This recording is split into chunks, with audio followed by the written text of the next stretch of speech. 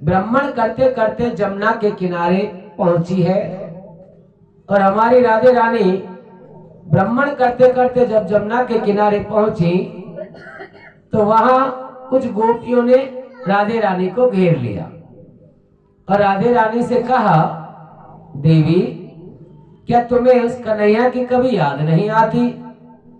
बोले नहीं, ऐसी बात नहीं है, याद तो आती है, लेकिन वो आपसे कह के गया था ना कि परसों को आ जाऊंगा, और वो बरसों बीत गए, आए नहीं हैं। पता है मैं खुद उनको याद कर रही हूँ, लेकिन क्या करूं, मैं तो रो भी नहीं सकती, उन्हें बुला भी नहीं सकती। तो उस समय एक गोपी ने कहा, राधे रानी आपने एक बार कहा था कि जो कन्हैया है ना, ये जहां भी जाता है वहां अपने मित्र बनाता है। क्या आपकी नजर में कोई ऐसा मित्र नहीं है जो उसके बारे में चर्चा करके बता सके, जो उसके बारे में हमें कुछ बता सके? बोली हाँ, एक उनके मित्र हैं, लेकिन हमें ये नहीं पता कि वो कौन से गांव के हैं। लेकिन एक उनके मित्र हैं जिनकी उनसे मित्रता हुई थी गुरुकुल के अंदर। जब वो भगवान श्री कृष्ण पढ़ने गए थे ना, वही ब्राह्मण भी पढ़ा करते थे। और मुझे कई बार जब ठाकुर जी आए थे मिलने, मैंने कई बार उनकी उपासना करी, तो उन्होंने मुझे बताया कि मेरी मित्रता इस समय सुदामा ब्राह्मण से चली है। तो अगर आप उसके बारे में पता लगा लो कि वो ब्राह्मण कहाँ है, तो फिर हम कोशिश करेंगे कि उन्हें बुलाएंगे और उनसे भगवान के बारे में कुछ विशेष बातें पूछेंगे। बोले ठीक है, ये प्रॉब्लम मैं तेरी सॉल्व कर सकती हूँ। बोले कैसे? कि मैं जब भी जाती हूँ ना नंदगांव घूमने, तो हमें मनसुखा मिलता है, और मनसुखा कदम के वृक्ष के नीचे बैठ करके जहाँ भगवान रोते थे वहीं बैठ के मनसुखा विलाप करता है, रोता है और उन्हें याद करता है। एक दिन मैं ऐसे ही उधर से निकल के जा रही थी, तो मैंने देखा कि मनसुखा वहां रो रहा है। तो मैं मनसुखा के पास गई, मैंने जाके बोला, चोरे तू किसकी याद में रो रहे हो है? बोले बस वही है, हमारा तो एक ही है।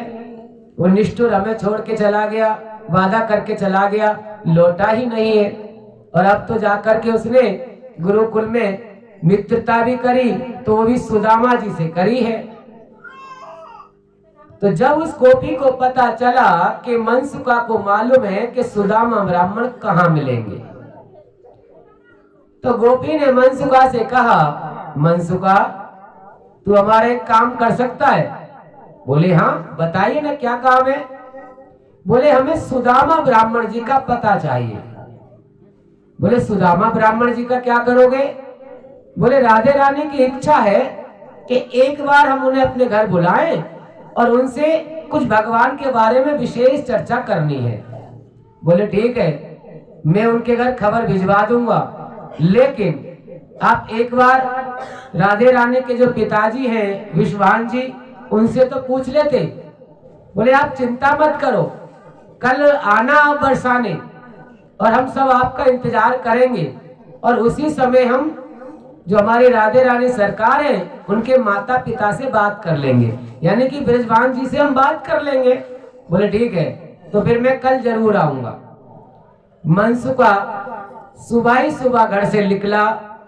कुछ रास्ते में ग्वाल वालों ने रोका, चोरे आज तू बहुत प्रसन्न हो रहे हो है, आज तू बहुत खुश रह रहे हो है, आज कहाँ जा रहे हो है? बोले आज कि हमने ये सुना है ना कि राधे और कृष्ण दोनों एक हैं। बोले हाँ, सत्य तो यही है। बोले आज मुझे राधे रानी ने बुलाया है, आज मैं उनसे मिलने जा रहा हूँ, आज उनको कोई मुझसे विशेष काम है, और जब मुझे उन्होंने याद किया है तो आज मेरा भी मन है, मैं मिलने जा रहा हूँ। तो दो चार ग्वाल वाल और इकट्ठे हो गए। बोले चलो ठीक है, हम भी चलते हैं तुम्हारे साथ राधे रानी के, हम भी दर्शन कर आएंगे, हमें बहुत दिन हो गए हमने उनके दर्शन नहीं करे। बोले ठीक है, तो चलो चलते हैं। सारे जने तैयार हुए। जैसे भगवान श्री कृष्ण की टोली माखन चुराने जाया करती थी, गाय चुगाने जाया करती थी, इसी तरह से इस टोली में इस समय भगवान श्री कृष्ण नहीं है, लेकिन टोली तैयार हुई और जैसे ही वो बरसाने की तरफ जाने लगी तो रास्ते में नंद बाबा मिल गए। चोरी वाल को, तुम इतने सारे इकट्ठे होके कहाँ जा रहे हो? बोले हम कि हाँ। बोले आज ना हम बरसाने जा रहे हैं। बरसाने काहे के लिए? बोले हमें पता नहीं है क्यों जा रहे हैं, लेकिन हमें राधे रानी ने बुलाया है और राधे रानी की आज्ञा है, इसलिए हम उनसे मिलने जा रहे हैं। बोले ठीक है, थोड़ा टाइम से शाम को लौट आना घर। कि हाँ बाबा आप चिंता मत करो, हम टाइम से आ जाएंगे। जैसे ही बरसाने पहुंचे तो राधे रानी और राधे रानी की सखियां गोपियां सब उनके आने की राह देख रही थी। जैसे ही मनसुखा को देखा, श्रीदामा को देखा और भी जो ग्वाल वाल थे जो भगवान के साथ रहते थे, उन सभी को देख करके राधे रानी मुस्कुराने लगी। सभी गोपियां बोली सरकार आपने कहा था ना, निमंत्रण भिजवाया था ना, वो देखो मनसुखा आ गया। बोले ठीक है, आप उन्हें स्थान दो और हम थोड़ा सा माता पिता से वार्तालाप करके आते हैं। मनसुखा को पूरी टोली को एक स्थान दिया गया। जो भी उस समय भोजन पानी जो भी देना था उनको कराया गया और राधे रानी अपने पिता के पास गई। ध्यान से सुनना जरा, एक एक शब्द में ध्यान लगाना, ये युवा बच्चों के लिए बहुत अच्छी बात है। राधे रानी अपने पिता के पास गई, ब्रजवान जी के पास, और जब उनके पास गई तो उस समय लेटे हुए थे वो, तो राधे रानी जाकर के थोड़ा सिरहाने खड़ी हो गई। एक बार प्यार से बोला पिताजी। तो ब्रजवान जी ने बोला राधिका क्या बात है बेटा, कैसे आना हुआ लाली? आज से पहले तुम मुझसे ज्यादा मिलती नहीं है, आज क्या हुआ? बोले नहीं, आप जो सुबह जागते हैं ना उससे पहले मैं आती हूँ और रोज प्रतिदिन मैं आपके दर्शन करके जाती हूँ। मुझे ये सिखाया है कि माता पिता के चरणों में 4 धाम की यात्रा है। मैं आपके चरण नहीं छू सकती तो क्या हुआ, आप मेरे पिता हो, इसलिए मैं सुबह सुबह रोज आती हूँ और रोज आपके दर्शन करके जाती हूँ। लेकिन आप सोए रहते हैं ना, इसलिए मैं आपको डिस्टर्ब नहीं करती, परेशान नहीं करती। बोले लाली आज कोई विशेष बात है? बोले हाँ, मुझे आपसे कुछ मांगना है ना आज। बोले हमसे? अरे तू हमारी राजकुमारी है, तू हमारी प्राण है, और मेरी क्या, पूरे गांव सब तेरे पे नाच करता है, सब तेरे पे घमंड करते हैं, सब तेरे पे अभिमान करते हैं। तेरी जैसी पुत्री को पाकर मैं खुद ही धन्य हो गया हूँ। आप मुझसे कुछ मांगना चाहती हो? मांगो, क्या चाहिए? बोले आपने सुदामा ब्राह्मण का नाम सुना है? राधे रानी के पिताजी बोले हाँ मैंने सुना है, मैं जानता हूँ उनको, अच्छी तरह से जानता हूँ। बोले आज ना हमने भगवान श्री कृष्ण के सभी ग्वाल वालों को बुलाया निमंत्रण पर, और वो अतिथि रूप में ठहरे हुए सभी। तो हमारी इच्छा ये है कि आप एक बार सुदामा जी को भी बुलवाएं। बोले ठीक है, आपने वैसे भी हमसे कभी कुछ मांगा नहीं है आज तक, पर आज आपने कुछ मांगा है तो मैं आपको इनकार नहीं करूंगा, मैं आपको मना नहीं करूंगा। और ये हकीकत है कि कभी कभी एक उम्र होने के बाद एक बेटी अपने बाप से वार्तालाप नहीं कर पाती, लेकिन अगर पिता अच्छा है और पिता अगर चाहे तो बेटी से दिल का हाल पूछ सकता है, अपने मन का भाव कर सकता है, और बेटी भी अपने मन का भाव बता सकती है। लेकिन अधिकांश ऐसा होता नहीं है। अधिकांश माँ बाप बचपन में तो माँ बाप से हम लोग अटैचमेंट रहते हैं, उनकी बात मानते हैं या वो हमारी बात मानते हैं, लेकिन एक उम्र होने के बाद हम माँ बाप की बात ना मानते हैं, ना माँ बाप उस तरह का हमारी तरफ सोचते हैं। लेकिन ब्रजवान जी ने तुरंत कहा कि आपने पहली बार मुझसे कुछ मांगा है, मैं मना नहीं करूंगा, आप चिंता मत करो, मैं सुदामा जी को बुलाने की तैयारी करता हूँ। ब्रजवान जी ने सेनापति को बुलाया, सेवक को बुलाया और उनसे कहा कि सुदामापुरी जाओ, और सुदामा नाम के ब्राह्मण है उनको विद फैमिली बुला के लाओ। विद फैमिली मतलब पूरे परिवार के साथ बुला के लाओ। बोले ठीक है। सुदामा जी के पास जब खबर गई तो मेन गेट पर सुशीला बैठी है। ध्यान से सुनना जरा, और इस कथा से आपको ये सीख मिलेगी कि आखिर सुदामा जी ने ऐसी कौन सी गलती करी जिसकी वजह से भगवान उनसे नाराज थे। उनके मित्र थे, उन्होंने मित्रता को स्वीकार किया था, और फिर भी आज वो दुखी क्यों है। ध्यान से सुनना जरा। सुशीला दरवाजे पर बैठी है। एक सेवादार गयो और सेवादार ने कहा, पंडित जी घर पे हैं क्या? सुशीला ने कहा हाँ, लड्डू गोपाल के मंदिर में बैठे हैं, पूजा कर रहे हैं। क्या काम है? बोले बरसाने से आया हूं मैं। बरसाने से? कि हाँ, ब्रजवान जी के यहाँ से आए हो? बोले हाँ, उन्हीं के यहाँ से आया हूं। बोले क्या काम है? बोले राधे रानी ने अपने घर पे पूजा रखी है और सुदामा ब्राह्मण को बुलाया है, आप कृपया करके हमारा संदेश उन तक पहुंचाओ। बोले ठीक है, मैं अभी जाती हूँ और जाकर के अभी उनसे बोलती हूँ। सुशीला गई, जाके सुदामा जी से कहा, प्रभु आपका निमंत्रण आया है। देवी कहाँ से आया निमंत्रण? बोले वो ब्रजवान जी के यहाँ से आया है, बरसाने से। उनकी जो राजकुमारी है ना राधे, बोले हाँ। बोले उन्होंने निमंत्रण दिया है आपको।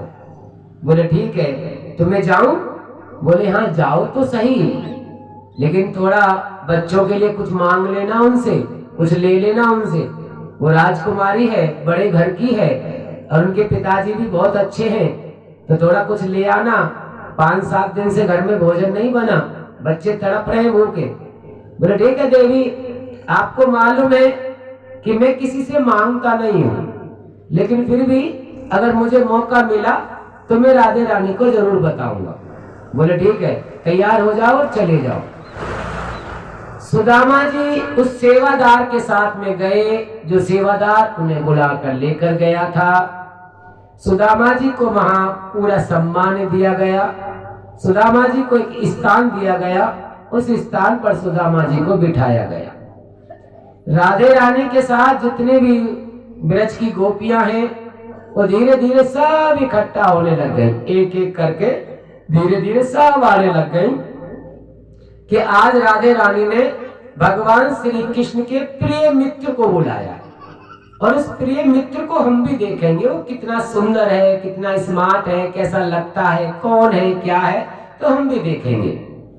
तो जब गांव में चर्चा हुई कि सुदामा ब्राह्मण को बुलाया गया है, राधे रानी ने पूजन के लिए बुलाया है, चलो हम भी चलते हैं, हम भी चलते हैं, तो धीरे धीरे बहुत सारी वहां भीड़ लग गई और सब आने लगे ब्राह्मण को देखने के लिए। तो जैसे ही सुदामा ब्राह्मण को स्थान दिया गया, तो सुदामा ब्राह्मण उस समय उनका विवाह भी हो गया था, 2-4 बाल गोपाल भी थे। तो गरीब तो वो थे ही, दरिद्र तो वो बना ही दिए थे। भगवान ने कह ही दिया था कि मैं तुझे कभी कुछ दूंगा नहीं, और किस वजह से वो दरिद्र बने थे ये आगे वाली कथा में आने वाला है, ध्यान से सुनना। राधे रानी ने आगे चल करके सुदामा जी से कहा, ब्राह्मण देव हम आपसे कुछ जानना चाहते हैं।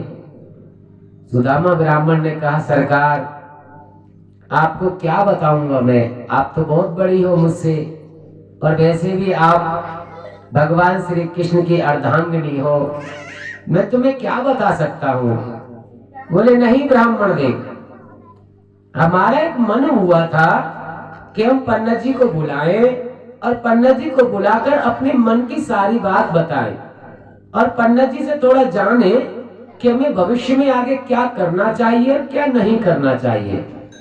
बोली सरकार मैं एक ब्राह्मण हूँ, मेरे पास छोटा मोटा ज्ञान है, बस वेद मंत्रों की विद्या है, लेकिन उसके बाद भी अगर तुम कुछ जानना चाहती हो तो बताओ क्या जानना चाहती हो। बोले ये बताइए हमें कि संसार में जो बिछड़ जाए उसे क्या करना चाहिए। बोले सरकार ये प्रश्न आप अपने लिए कर रही हो या समाज के लिए। बोले यही समझ लो कि ये प्रश्न मैं अपने लिए कर रही हूं।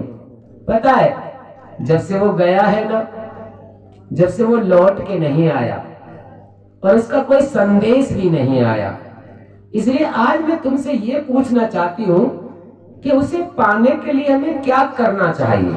मानव को पाने के लिए, भगवान को पाने के लिए मानव को कौन सा जतन करना चाहिए।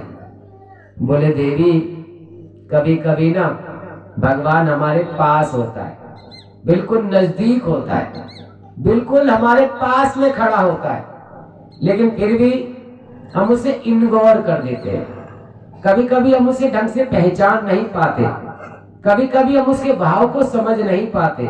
देवी, आप तो उनके साथ बहुत दिन रही हो, मुझे तो थोड़ा सा ही समय मिला और थोड़े से समय में उसने मुझे दिया भी बहुत कुछ, लेकिन मैं दुर्भाग्यशाली ये रहा कि मैं उसके पास रहने के बाद भी मैं उसका गुण नहीं सीख पाया, मैं उसकी विद्या नहीं सीख पाया। और यहाँ और तो और मुझसे एक ऐसी गलती हुई जिसकी वजह से भगवान ने मुझे क्षमा भी नहीं करा। उस समय राधे रानी हाथ जोड़कर बैठ गईं और सभी ब्रज की गोपियां बैठ गईं कि हे ब्राह्मण देव, हम खुद भी सुनना चाहते हैं कि आखिर ये गलती आपने कौन सी करी थी जिसकी वजह से आपके घर में दरिद्रा का निवास हुआ। हे ब्राह्मण देव, आज आप हमें मन से कथा सुनाएं और हम मन से आज कथा को सुनेंगे। तब सुदामा ब्राह्मण अपनी ही कथा सुना रहे हैं बरसाने में। राधे रानी के बहुत बड़ा आंगन था, बहुत बड़ा घर था, वही एक छोटा सा स्थान ब्राह्मण को दे रखा है। सभी ब्रज की गोपियां, बुजुर्ग भाई बंधु, माताएं बहनें सब धीरे धीरे आती जा रही हैं और सब अपने अपने स्थान पर बैठती जा रही हैं। तब सुदामा जी ने राधे रानी को समझाने लगे, राधे रानी, आप चाहें तो मेरी एप्लीकेशन कन्हैया से जरूर लगा देना, अगर आपको वो कभी मिले तो मेरे बारे में उनसे जरूर बोल देना। वो मुझसे जो छोटी सी गलती हुई उसकी सजा मुझे बहुत बड़ी दी उन्होंने। बोले कौन सी गलती करी आपने, बताना। तब सुदामा जी गुरुकुल की बात बता रहे हैं कि गुरुकुल में पहली गलती मैंने करी कि गुरु माता ने हमें चने दिए। पहली गलती सुदामा जी की जो भगवान ने क्षमा कर दी थी। ध्यान से सुनना, आपने अक्सर सुना भी होगा तो यही सुना होगा, सुदामा जी ने भगवान के से के चने खा लिए इसलिए गरीब हो गए। नहीं, ये पूर्ण सत्य नहीं है, ध्यान से सुनो जरा। सुदामा जी गुरुकुल में रह रहे थे, उस समय गुरु माता ने थोड़े से चने दिए और कहा आपको जंगलों में से समध्या लानी है, समध्या मीन्स लकड़ी, और ये 2 मुट्ठी चने दे रही हूं, इन्हें पास में रख लेना, खा लेना। ये कथा का क्रम है, गुरुजी कहते हैं सुदामा चरित्र में सुनाया जाता है। थोड़ा सा होमवर्क कुछ अलग है, ध्यान से सुनो। जैसे ही वो सुदामा जी गए तो वहां घनघोर बारिश होने लगी। सुदामा जी के पास चने हैं, जब घनघोर को बारिश होने लगी वहां तो भगवान श्री कृष्ण वृक्ष के नीचे हैं और सुदामा जी वृक्ष के ऊपर हैं। वो ऊपर वाली डाली पर बैठे और भगवान नीचे वाली डाली पर। जैसी बारिश हुई थोड़ी सुदामा को भूख लगने लगी, भूख लगने लगी तो वो भोजन करने लगे। तो जैसे ही वह भोजन करने लगे तो यहाँ थोड़ा सा भगवान श्री कृष्ण ने टोक दिया, ये ब्राह्मण देव चने संभाल के रखना, हम भी हैं, गुरु माता ने हमारे हिस्से के भी रखे हैं ना तुम्हारे पास, थोड़ा ध्यान रखना। बोले हाँ भैया, तेरे चनों का मैं क्या करूंगा, जैसे ही बारिश बंद हो जाएगी मैं तुझे दे दूंगा। और सुदामा जी को भूख लग रही थी, अब वो 1 मुट्ठी चने खाए तो भूख और बढ़ गई। कभी कभी ऐसा होता है कि हमें ज्यादा पाने की इच्छा हो और हमें थोड़ा कम मिले तो हमारी उदय शांत नहीं होती, हमारी भूख शांत नहीं होती। कभी कभी हमारी ऐसी इच्छाएं बढ़ जाती हैं। अगर 4 रोटी खानी हो और 1 रोटी मिलने लग जाए और भूख 4 रोटी की है और 1 रोटी मिली तो कभी कभी हमारी भूख बढ़ जाती है तो हम दूसरे का हिस्सा भी खा जाते हैं। तो यही सुदामा जी के साथ हुआ। सुदामा जी को एक मुट्ठी चने थे, अपने हिस्से के खाने चाहिए थे, लेकिन जब भूख बढ़ गई तो उन्होंने दूसरे के हिस्से के चने खा लिए। दूसरे मीन्स भगवान के हिस्से के। और जैसे ही चने खा लिए तो भगवान तो देख रहे थे, समझ रहे थे कि भाई मेरा हिस्सा खा चुका है, लेकिन भगवान कुछ बोले नहीं। जैसे ही बारिश बंद हुई तो नीचे आए सुदामा जी, तो भगवान ने कहा ब्राह्मण देव बारिश बंद हो गई, थोड़ी भूख सी लग रही है, उसके बाद लकड़ी भी बीननी है, आप थोड़े हमारे हिस्से के चने हमें दे दो। तो सुदामा बोले भैया चने कि हाँ, एक बात ध्यान रखना युवा बच्चों, कभी कभी एक झूठ को छुपाने के लिए हमें 100 झूठ बोलने पड़ते हैं। राधे 100 झूठ बोलने पड़ते हैं एक झूठ को छुपाने के लिए। 100 कभी कभी ऐसा ही होता है, एक गलती छोटी सी कोई कर दी, उसे छुपाने के लिए 100 झूठ बोलते हैं। सुदामा जी ने कहा भैया चने गिर गए मतलब कैसे गिर गए? वो ना मैं वो बारिश आ रही थी ना, तो मुझे ठंडी सी लग रही थी, तो मैं ऊपर वाली डाली पे जा रहा था और तभी मेरी धोती सरक गई, धोती में चने थे वो गिर गए। कन्हैया बोले रुको ढूंढते, यहीं ढूंढते। अब पेड़ के इधर घूमे जैसे कि कन्हैया को पता ही नहीं है कि चने खा चुका है, लेकिन फिर भी देख रहे, इधर टटोल रहे, अजमा रहे सुदामा जी। सुदामा जी बोले कहाँ ढूंढ रहे रे तू? चने ढूंढ रहा हूँ, चने यही तो गिरे होंगे चने पेड़ के नीचे। अरे तू क्या हमें लुल्लू बना रहे हो है भैया? अरे बारिश में ऊपर से चने गिरे थे। अरे लाला वो तो बह के चले गए होंगे, पता ना कहाँ चले गए होंगे, क्यों टाइम खराब कर रहे हो है? तब भगवान मुस्कुरा करके बोले जा ब्राह्मण, आज तूने मेरा हिस्सा खाया, मैं तुझे क्षमा करता हूँ। ध्यान से सुन लेना और एक एक शब्द पर ध्यान लगाना। माँ बाप, गुरु और भगवान, ये तीन ही है जो हमें हमेशा क्षमा कर देते हैं। कितनी भी बड़ी गलती कर दो उसका उपाय बता देते हैं गुरु, कितनी बड़ी गलती कर दो क्षमा कर देते हैं भगवान, कितनी बड़ी गलती कर दो ये हमारे माँ बाप है जो हमें क्षमा कर देते हैं। राधे, वरना और कोई संसार में नहीं करता, और तो बदला लेने की सोचते हैं सब। ये तीन रिश्ते ऐसे हैं कि इन रिश्तों से हम जो भी मांगे दिल से वो मिलता है, लेकिन कभी कभी हम इन तीन रिश्तों से बहुत दूर रहते हैं, इन तीन रिश्तों के नजदीक जाते ही नहीं है। हम इन तीन रिश्तों से कभी भी फ्रेंडशिप, दोस्ती करना ही नहीं चाहते। सुदामा जी हैं भगवान श्री कृष्ण के मित्र, और भगवान मुस्कुरा करके बोले जा रे ब्राह्मण, मैं तुझे क्षमा करता हूँ, तूने मेरा हिस्सा खाया। क्यों क्षमा करा भगवान ने? भगवान का हिस्सा खाया था तो सजा देनी चाहिए थी, क्षमा क्यों किया? बोले क्षमा इसलिए कर दिया, कलयुग में साधु, संत, महंत, ब्राह्मण, कथा करने वाले लोग, बाढ़ भिखारी भगवान के नाम से मांगेंगे और अपना और अपने परिवार का पेट पालन करेंगे। राधे, अपने परिवार का पेट पालन करेंगे, इसलिए भगवान ने सुदामा को क्षमा कर दिया। देखो एक बात तो है, भगवान को मालूम था श्री कृष्ण को कि मेरा हिस्सा खा गया, लेकिन फिर भी भगवान ने क्षमा कर दिया। कहते हैं ना, कभी कभी वो गलती करते हैं हम जिस गलती को भगवान क्षमा नहीं करते। न गुरु क्षमा करता, कभी कभी माँ बाप भी क्षमा नहीं करते, क्योंकि कभी कभी ऐसी गलती हम लोग कर देते हैं जिस गलती को भगवान सोचते हैं कि अभी से सजा देना बहुत जरूरी है, और अगर सजा नहीं दूंगा तो फिर आगे कलयुग में प्रमाण कैसे मिलेगा। सुदामा जी राधे रानी को समझा रहे थे, सभी ब्रज की गोपियों को समझा रहे थे। उसी समय वहां समय हो गया कथा का पूरा, तो राधे रानी ने कहा सुदामा ब्राह्मण, आपने भगवान के हिस्से के चने खाए तो भगवान ने आपको क्षमा कर दिया, फिर आपने ऐसी कौन सी गलती करी जो कि भगवान ने आपको क्षमा नहीं किया?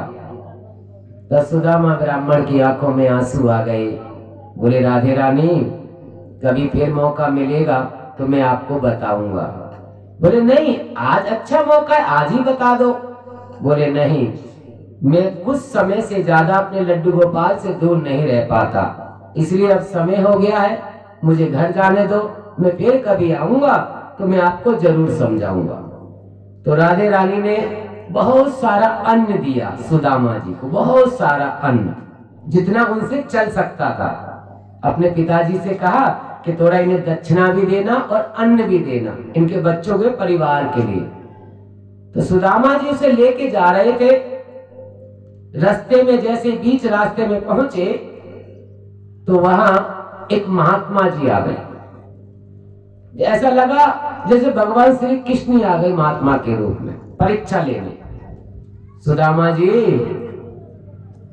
क्या है इसमें? बोले भैया, इसमें साधु महात्मा जी थोड़ा सा अनाज है मेरे बच्चों के लिए, थोड़ी सी दक्षिणा है मेरे बच्चों के लिए। बोले बच्चों के लिए दक्षिणा, अनाज ले जा रहे हो? बोले हाँ। बोले मेरे बच्चे बहुत दिन से भूखे हैं, मुझे भी कुछ नहीं मिला, क्या आप मुझे भीख दोगे? मैं झोली फैलाकर आपसे भीख मांग रहा हूं, क्या आप मुझे दोगे? तो सुदामा जी ने कहा भैया, अगर तुझे मुझसे ज्यादा जरूरत है तो तुम ही ले लो इसे। और सुदामा जी ने वो वहीं दान कर दिया रास्ते में और घर चले गए। सुशीला तो इंतजार कर रही है, बैठी है घर में कि सुदामा जी गए हैं और वो भी राधे रानी के पास गए हैं तो वहां से कुछ लेकर आएंगे बच्चों के लिए, परिवार के लिए, इंतजार कर रही है। जैसे सुदामा जी को देखा तो सुदामा जी खा लिया। तो सुशीला ने कहा चौजी क्या बात है, आप वहां गए थे, वहां आपको कुछ मिला नहीं? बोले नहीं देवी, मिला था ना, उन लोगों ने बहुत दिया। पता है राधे रानी बहुत अच्छी है, वो मेरे पीछे पीछे घूमती रही, मुझे ये सुनाओ कन्हैया के बारे में, ये सुनाओ, जितना मेरा मन था मैंने से बहुत समझाया। और जब विदाई का टाइम हुआ तो उसने खुद आके मुझे गिरफ्त दक्षिणा दी और भोजन दिया। बोले कहाँ है भोजन? बोले बस भगवान ने वापसी ले लिया। भगवान ने वापसी ले लिया मतलब कि हाँ, वही तो परीक्षा लेता है, उसी ने तो कह रखा है मैं तुझे कभी कुछ नहीं दूंगा, उसी की वजह से तुम दरिद्र है। सुशीला ने सुदामा जी का हाथ पकड़ा और वहीं बिठा दिया दहेरी में किनारे से।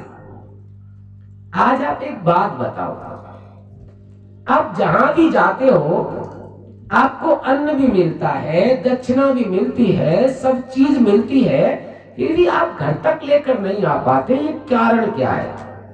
ऐसी कौन सी गलती आपने की है जो भगवान ने आपको क्षमा नहीं किया?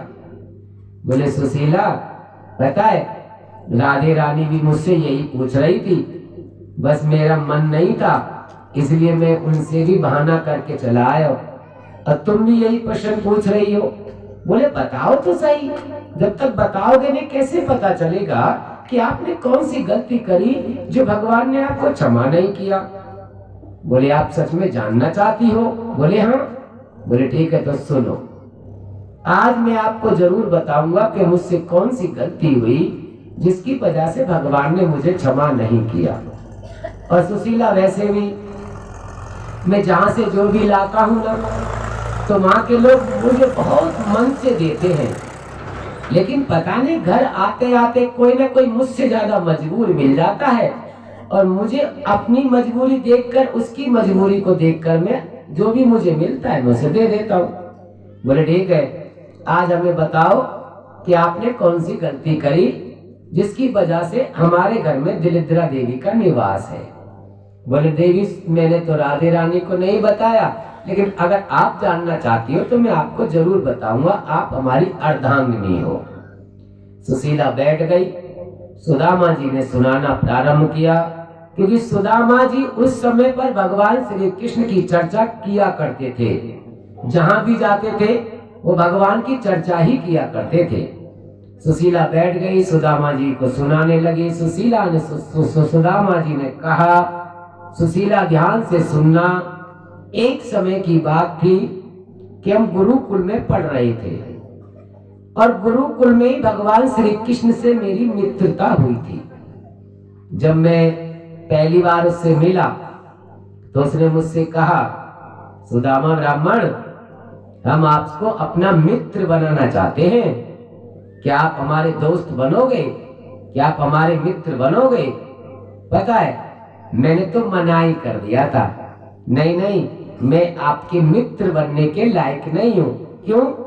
बोले आप बड़े हो, मैं छोटा हूं, आप राजकुमार हो, मैं गरीब ब्राह्मण हूं, मेरी और आपकी मित्रता कैसी?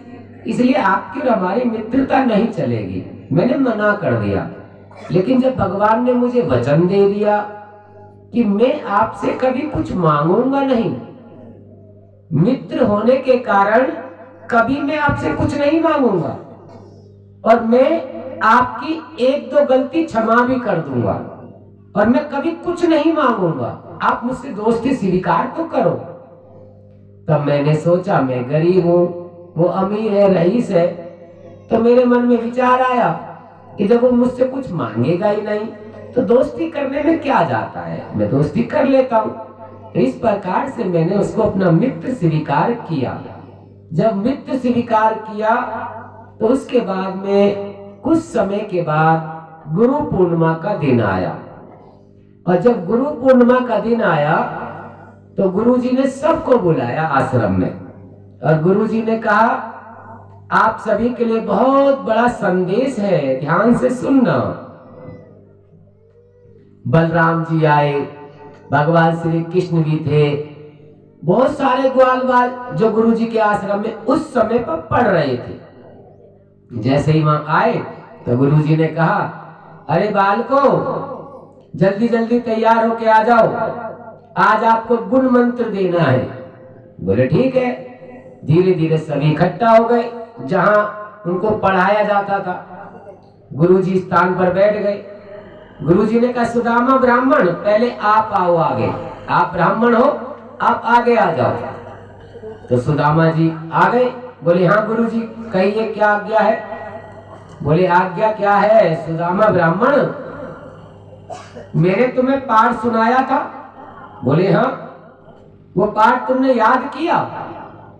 हाँ। बोले गुरुजी हाँ याद किया, बताइए। बोले सुनो, मैंने जो पाठ सुनाया था ना, उस पाठ को जो सही सुनाएगा उसे आश्रम में रह के विष्णु भगवान की वेद मंत्रों से पूजा करनी पड़ेगी। सुदामा जी ने कहा, गुरुजी पाठ सही सुनाएगा तो वेद मंत्रों की पूजा करनी पड़ेगी कि हाँ, और अगर पाठ गलत सुनाया तो? बोले फिर उसे सजा मिलेगी। सजा मतलब? बोले नगर में जाना है, भिक्षा मांग कर लानी है और उस भिक्षा को झूठा नहीं करना, उस भिक्षा को लाके गुरु माता को दे देना। गुरु माता भगवान विष्णु का भोग लगाएगी। उसके बाद जो भी यहाँ मंत्र बोल रहे होंगे उन सभी शिष्यों को भोजन मिलेगा, उसके बाद फिर तुम लोगों को मिलेगा। सुदामा जी ने सोचा अपने मन में कि पूरे दिन भूखे पेट हमें आश्रम में काम करना पड़ेगा, कब ये लोग भिक्षा मांग कर लाएंगे, कब गुरु माता भोग लगाएगी, कब भोजन मिलेगा, तब तक तो मैं भूखा रहूंगा। चलो एक काम करते हैं, गुरुजी से झूठ बोल देते हैं और गुरुजी से झूठ बोल देंगे तो फिर हमें भिक्षा मांगने का मौका मिलेगा। नगर में जाएंगे, पहले करेंगे पेट पूजा, फिर कर लेंगे कोई काम दूजा। तो वो जैसे ही मन में सोचते सोचते मुस्कुराने लगे सुदामा जी। और जब घूमे तो कन्हैया बैठे हुए थे सामने, तो कन्हैया ने मुस्कुराते हुए देख लिया। तो यहाँ कन्हैया को थोड़ा मन में विचार आया कि हे सुदामा ब्राह्मण, आज तूने गुरु से झूठ बोल दिया। अरे बाप रे, ये गुरु तो मार्गदर्शन दिखाते हैं हमें, हमारे जीवन का पाप पुण्य का लेखा जोखा ये रखते हैं। इन्हीं की वजह से हम अपना जीवन जीना सीख जाते हैं, इन्हीं की वजह से हमारा कल्याण हो जाता है। अगर ये सच्चे दिल से आशीर्वाद दे दे, अपने मन की तपस्या लगा दे, जो भी ये सीखे होते हैं वो अपने उसी शिष्य को देते हैं जो शिष्य उसका कहना मानता है। राधे, जो उसका कहना मानता है। वरना अच्छा सच बताना, स्कूल में हम लोग जाते हैं पढ़ने के लिए, तो टीचर हो या मैडम जी हो, या टीचर जी हो या मैडम जी हो, जो बच्चा उनसे थोड़ा वार्तालाप ज्यादा करता है या ज्यादा पढ़ा लिखा है थोड़ा बच्चा, जो उनके अटैचमेंट रहता है, जो उनके पास रहता है, यानी कि जो उनका कहना मान लेता है, उसे वो मॉनिटर बना देते। मॉनिटर मीन्स छोटा मास्टर बना देते। और वो थोड़ी देर के लिए कहीं बाहर भी जाएंगे ना तो उसी को खड़ा कर देंगे, चल इन सबको पढ़ा। तो कुल मिला के अपना सारी गुण विद्या, जो गुण विद्या है वो सारी उसको दे देते, जो भी उनके पास पढ़ाई लिखाई की गुण विद्या होती है। और पूरी ये कोशिश करते हैं कि ये हमारा सबसे प्रिय शिष्य है। और ये सच बात है, माँ बाप, गुरु और भगवान जिनके ज्यादा अटैचमेंट रहते, जो ज्यादा उनकी बात मानते, उनके भविष्य के लिए ही सोचता है गुरु भी और भगवान भी और माँ बाप भी। तो इसी प्रकार से उस समय भगवान श्री कृष्ण ने सोचा, हे सुदामा ब्राह्मण, आज तूने गुरु से झूठ बोल दिया, तुझे पता है तुझे नरक मिलेगा। कभी गुरु से, माँ बाप से, भगवान से कुछ नहीं छुपाना चाहिए। अगर एक बार को माँ बाप से छुपा लो तो गुरु और भगवान से कभी नहीं। पता है, जब भगवान के चरणों में जाकर के हम अपनी बात रखते हैं ना, तो कोई सुनने वाला वहां नहीं है, लेकिन भगवान सुन रहा होता है। क्यों? बोले भगवान के बारे में इंसान ने बात कही है, माना कि मैं पापी हूं, मुझे खबर गुनाहों की। माना कि मैं पापी हूं और मुझे खबर गुनाहों की, पर इतनी सजा देना मेरे गुनाहों की। माना कि मैं पापी हूं, पाप करना मेरी आदत है। ये मानव कहता है भगवान से अकेले में बैठ के, माना कि मैं पापी हूं, पाप करना मेरी आदत है, और पाप करके मान जाना, तेरी मूर्ति के आगे स्वीकार कर लेना, गुरु भगवान के आगे। माना कि मैं पापी हूं, पाप करना मेरी आदत है, और पाप करके मान जाना ये मेरी शराफत है। यानी कि अगर हम जाते हैं ना वहां भगवान के पास और अपने दिल की बात बताते हैं, तो माना कि मैं पापी हूं, पाप करना मेरी आदत है, पाप करके मान जाना यानी तुझे बता देना ये मेरी शराफत है। पाप करने से तूने कभी मुझे रोका ही नहीं, मैं तो यही समझता रहा गुरु और भगवान तेरी इजाजत है, तेरी इजाजत है, तूने कभी रोका ही नहीं मुझे। इस समय भगवान श्री कृष्ण ने सुदामा जी के मित्रता निभाने के लिए आज मन में दुखी हो गए कि आज सुदामा जी ने, इस ब्राह्मण ने बहुत बड़ी गलती कर दी, आज अपने गुरु की आज्ञा का उल्लंघन कर दिया। ये गुरु को आज इसने समझ क्या रखा है। इसी तरह से सुदामा जी अलग खड़े थे, भगवान श्री कृष्ण को बुलाया गुरुजी ने कहा, कन्हैया, नंद के लाल, तुम जरा पाठ सुनाओ। कन्हैया मुस्कुराने लगे। गुरुजी कह रहे मुस्कुराओ मत, पाठ सुनाओ, पाठ। कन्हैया बोले, गुरुजी मैं पाठ भूल गया। भूल गया मतलब? बोले कह दिया ना भूल गया। अब गुरुजी मन मन में सोचने लगे, तू पाठ भूल गया? अरे बाबरे, तेरे अंदर तो सारे शास्त्र समाये हुए हैं, तू शास्त्रों से बना हुआ है, तू कभी पढ़ता नहीं है, कंठस्थ याद करके जो तुझे सिखाया जाता है तू एक क्षण में बोल देता है, और आज इस ब्राह्मण की रक्षा करने के लिए कहता है कि पाठ भूल गया। वारे वाह, मित्र हो तो तेरे जैसा हो, वरना मित्र हो ही ना। आज इस ब्राह्मण की रक्षा करना चाहता है, इस ब्राह्मण का सहयोग करना चाहता है, सम्मान। चल ठीक है, तुम पाठ भूल गए? बोले हाँ। सजा पता है ना क्या मिलेगी? बोले हाँ गुरुजी मुझे पता है कि जो पाठ नहीं सुनाएगा उसे भिक्षा मांगने जाना पड़ेगा, लेकिन मेरी एक शर्त है। बोले क्या? कि सुदामा ब्राह्मण के साथ भेजना मुझे। गुरुजी बोले हाँ ठीक है, मैं तेरे मन का भाव समझ गया हूं, तू उसी के साथ जाना चाहता है, ठीक है चल जाना।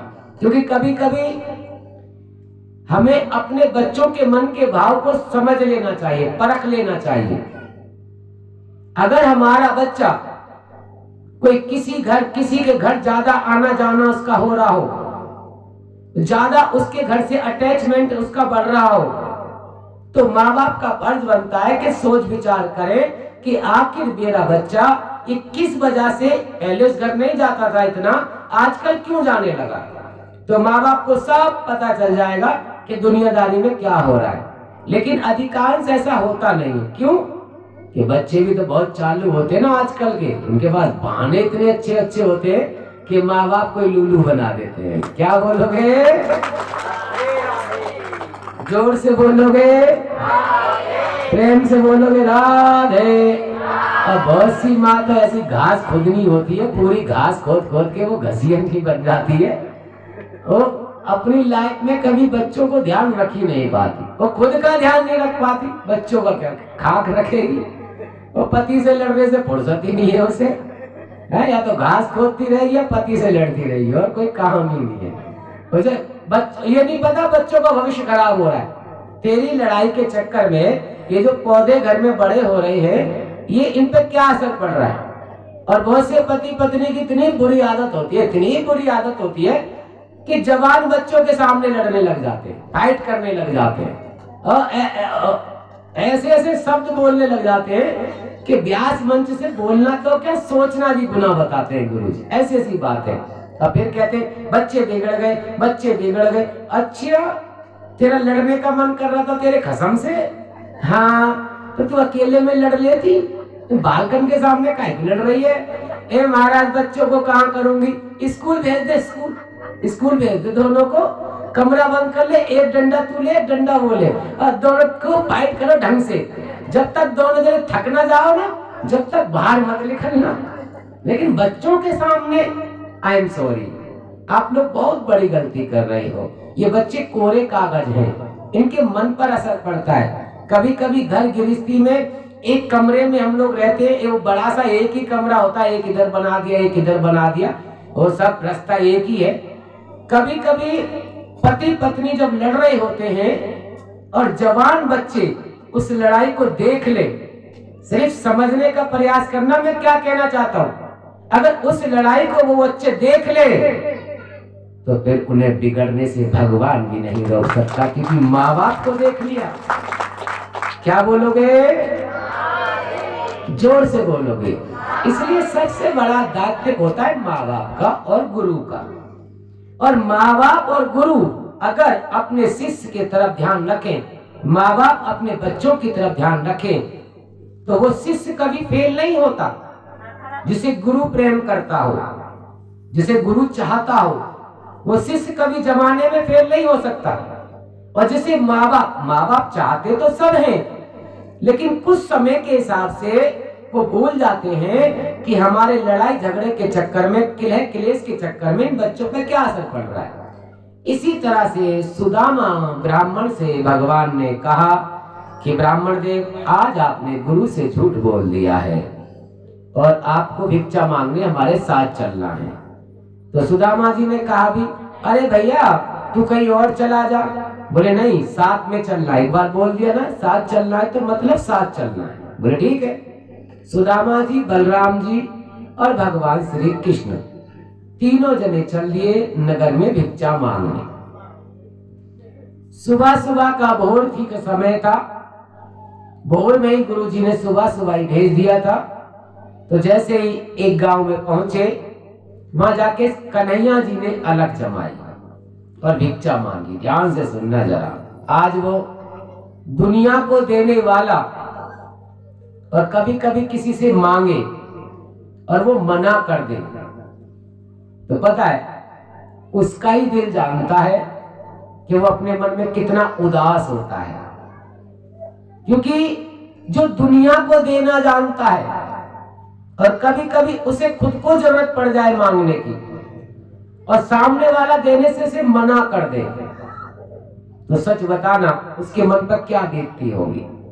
इस समय भगवान ने आवाज लगाई, भिक्षाम देहि माई, भिक्षाम देहि। कोई है जो हमें हमारे गुरु के लिए भिक्षा दे सके? एक अम्मा जी बाहर आए, धुंधला धुंधला दिख रहा है, पूरा ढंग से दिख भी नहीं रहा। सबसे पहले ब्राह्मण सुदामा को देखा, बलराम जी को देखा, फिर धीरे धीरे जब नजर घूमी तो कन्हैया को देखा। अब कन्हैया को देख करके थोड़ा मन ही मन में मुस्कुराने लगी। थोड़ा धुंधला धुंधला दिख रहा है लेकिन मन ही मन में मुस्कुरा रही है। कन्हैया के पास गई, चोरी लाला तुम्हें कहा चाहिए? बोले मैया मुझे कि हाँ। बोले जो तुम्हारी रसोई घर में बनाया हो वो दे दो, और कुछ नहीं बनाया हो तो कच्चा भोजन दे दो। बोले नहीं नहीं, तू जो मांगेगा मैं तुझे वो दूंगी, लेकिन पहले ये तो बता तू है कौन? बोले मैया जो मांगता है ना किसी से वो भिखारी होता है। कोई भी वस्तु मांग रहा हो उससे, कोई भी चीज उससे मांग रहा हो, मांगने वाला छोटा होता है और देने वाला बड़ा होता है। मैया आज मैं तेरे दरवाजे पर भिखारी बनकर आया हूं, भिक्षा मांग रहा हूं मैया, थोड़ी भिक्षा दे दो। बोले भिक्षा कि हाँ। बोले तू भिखारी है? भिखारी?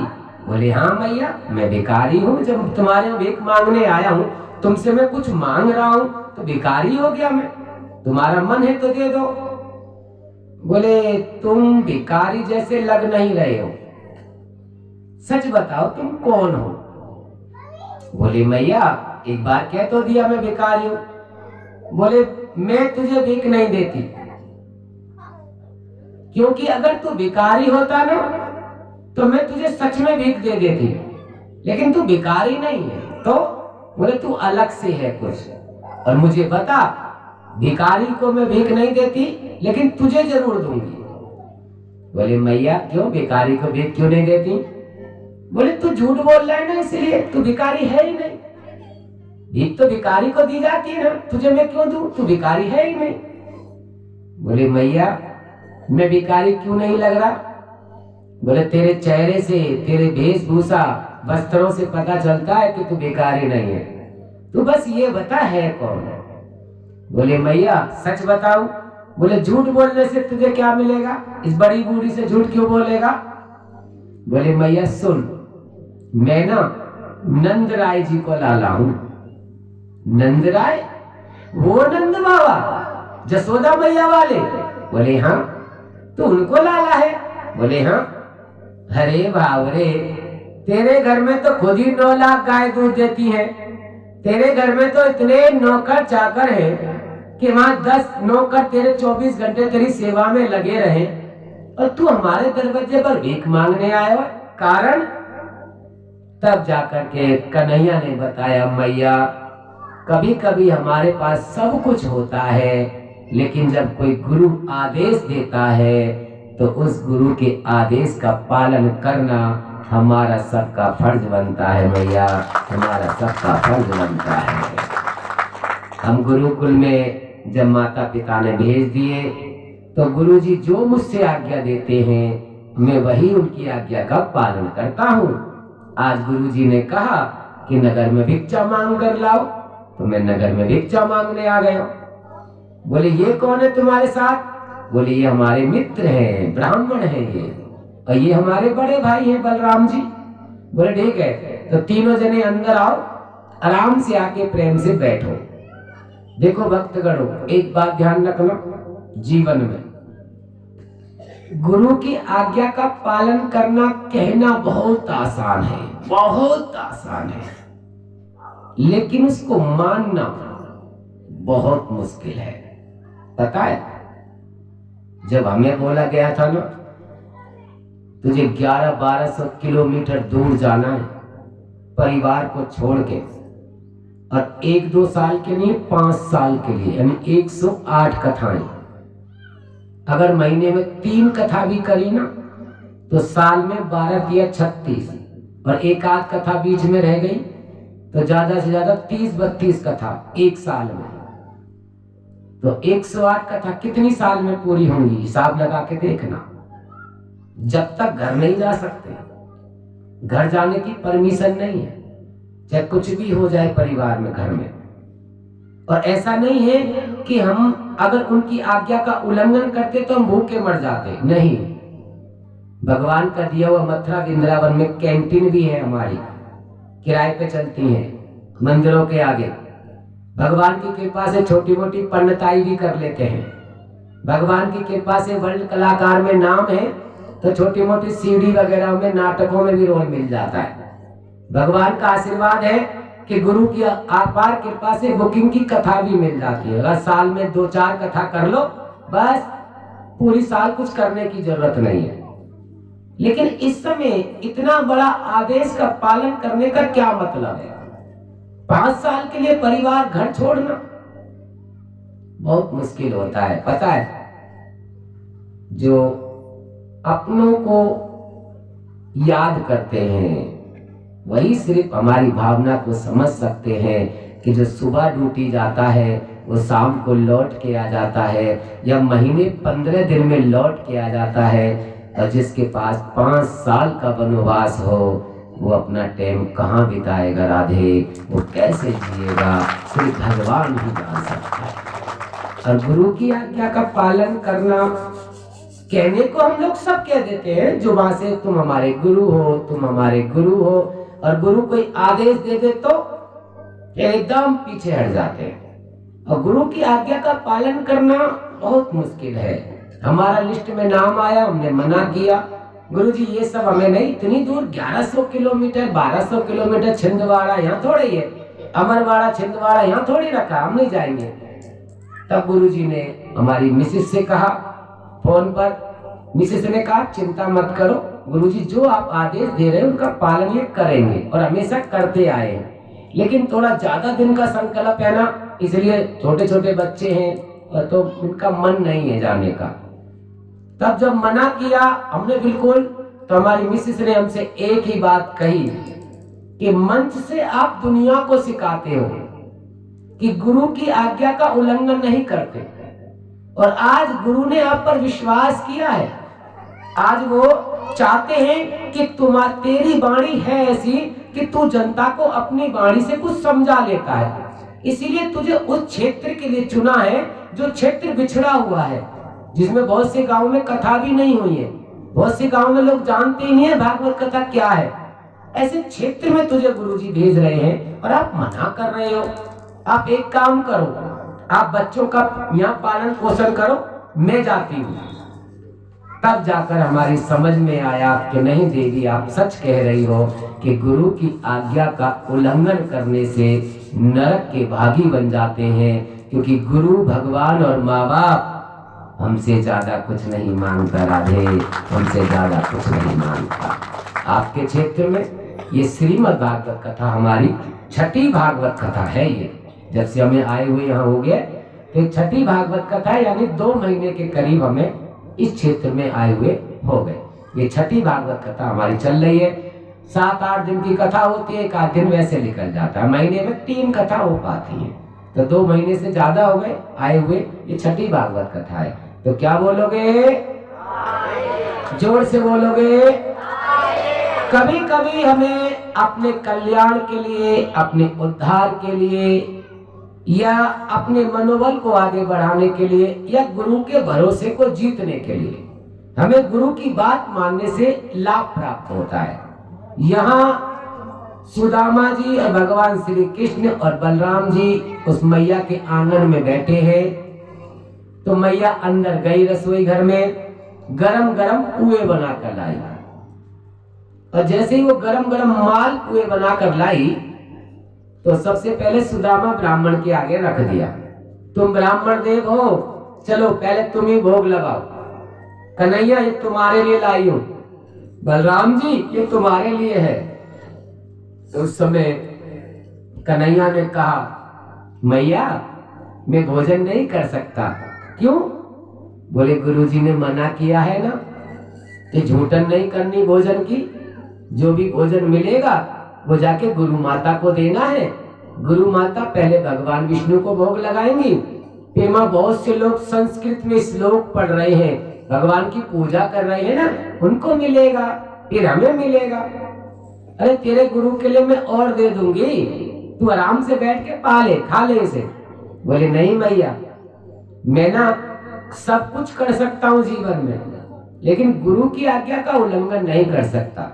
मैंने उन्हें जुबान से गुरु नहीं बोला, तो बोले मैं उन्हें मन से गुरु मानता हूँ, और वो जीवन जीना हमें वही तो सिखाते। अगर वो हमारे जीवन में ना हो तो हम भटक ही रहे थे। इसलिए उनका कहना मानना हमारा धर्म है। इसलिए मैया लाओ भोजन दो, मैं ले जाता हूँ। भगवान ने उठाया, झोली में रख लिया। सुदामा जी देखने लगे, ये तो खा नहीं रहा, मैं क्या करूं। सुदामा जी बोले तू बैठ जा, मैं थोड़ा खा लेता हूँ फिर चलेंगे। तो भगवान बोले क्या खा लेता हूँ? ये पुआ गरम गरम, कितना अच्छा पुआ है, ये खा लेता हूँ मैं ना, अच्छा वाला है। खाना नहीं है ये पुआ, झोले में रख लो, झोले में। क्यों? ये इतना अच्छा पुआ है, खा लेंगे ना।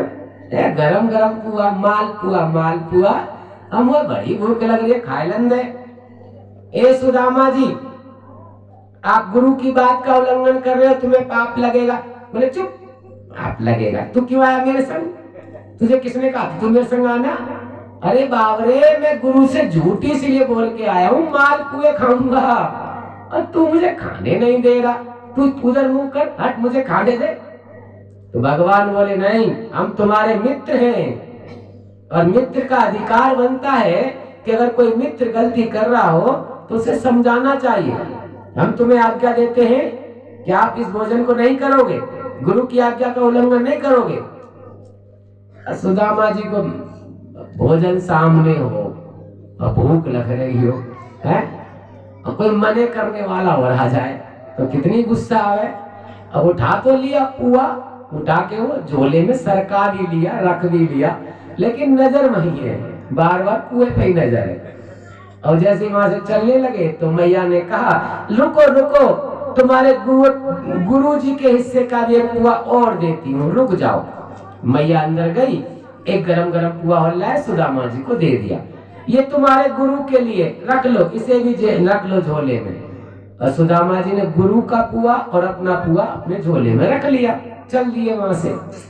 लेकिन बार बार झोले में हाथ डाल के टटोल रहे हैं, बार बार टटोल रहे से, बड़ा मुलायम है ये, कैसे खाऊं इसे, बड़ा मुलायम है, बार बार टटोल रहे सुदामा जी।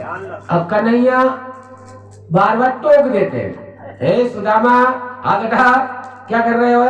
गुरु ने मना किया था ना। हाँ ठीक है ना, मना किया गुरु ने, ठीक है ना, चल रहे तो है, चल चलता रहे। अब यहाँ बलराम जी ने थोड़ा ज्ञान उजागर किया भगवान श्री कृष्ण का। बलराम जी ने कहा कन्हैया एक बात बोलूं? बोले हाँ। जितनी मेरी उम्र है, पहले मैं लक्ष्मण बन के आया था, तुम राम बन के आए थे। पिछली बार मैं छोटा बन के आया था और आप बड़े बनकर आए थे। तो आप जो भी मुझे आज्ञा देते थे वह मैं मानता था, क्योंकि मैं, आप राम थे, मैं लक्ष्मण था, छोटा था, तो मैं आज्ञा का पालन करता था। लेकिन अब की बार मैं बड़ा बन के आया हूं और आप छोटे बनकर आए हो, तो आपको मैं एक आज्ञा दूं?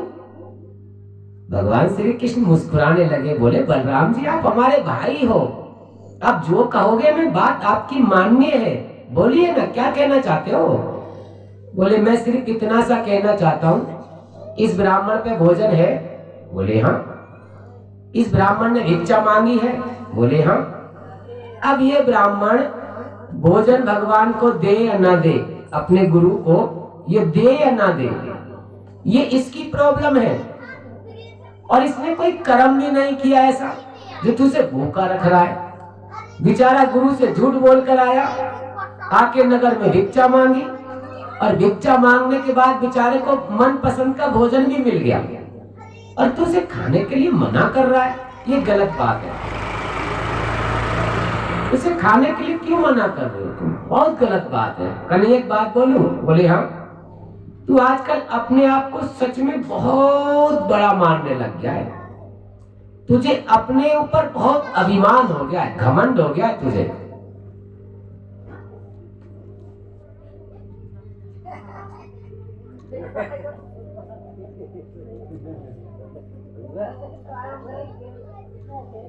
आने लगी माता राम जी बोल रहा है।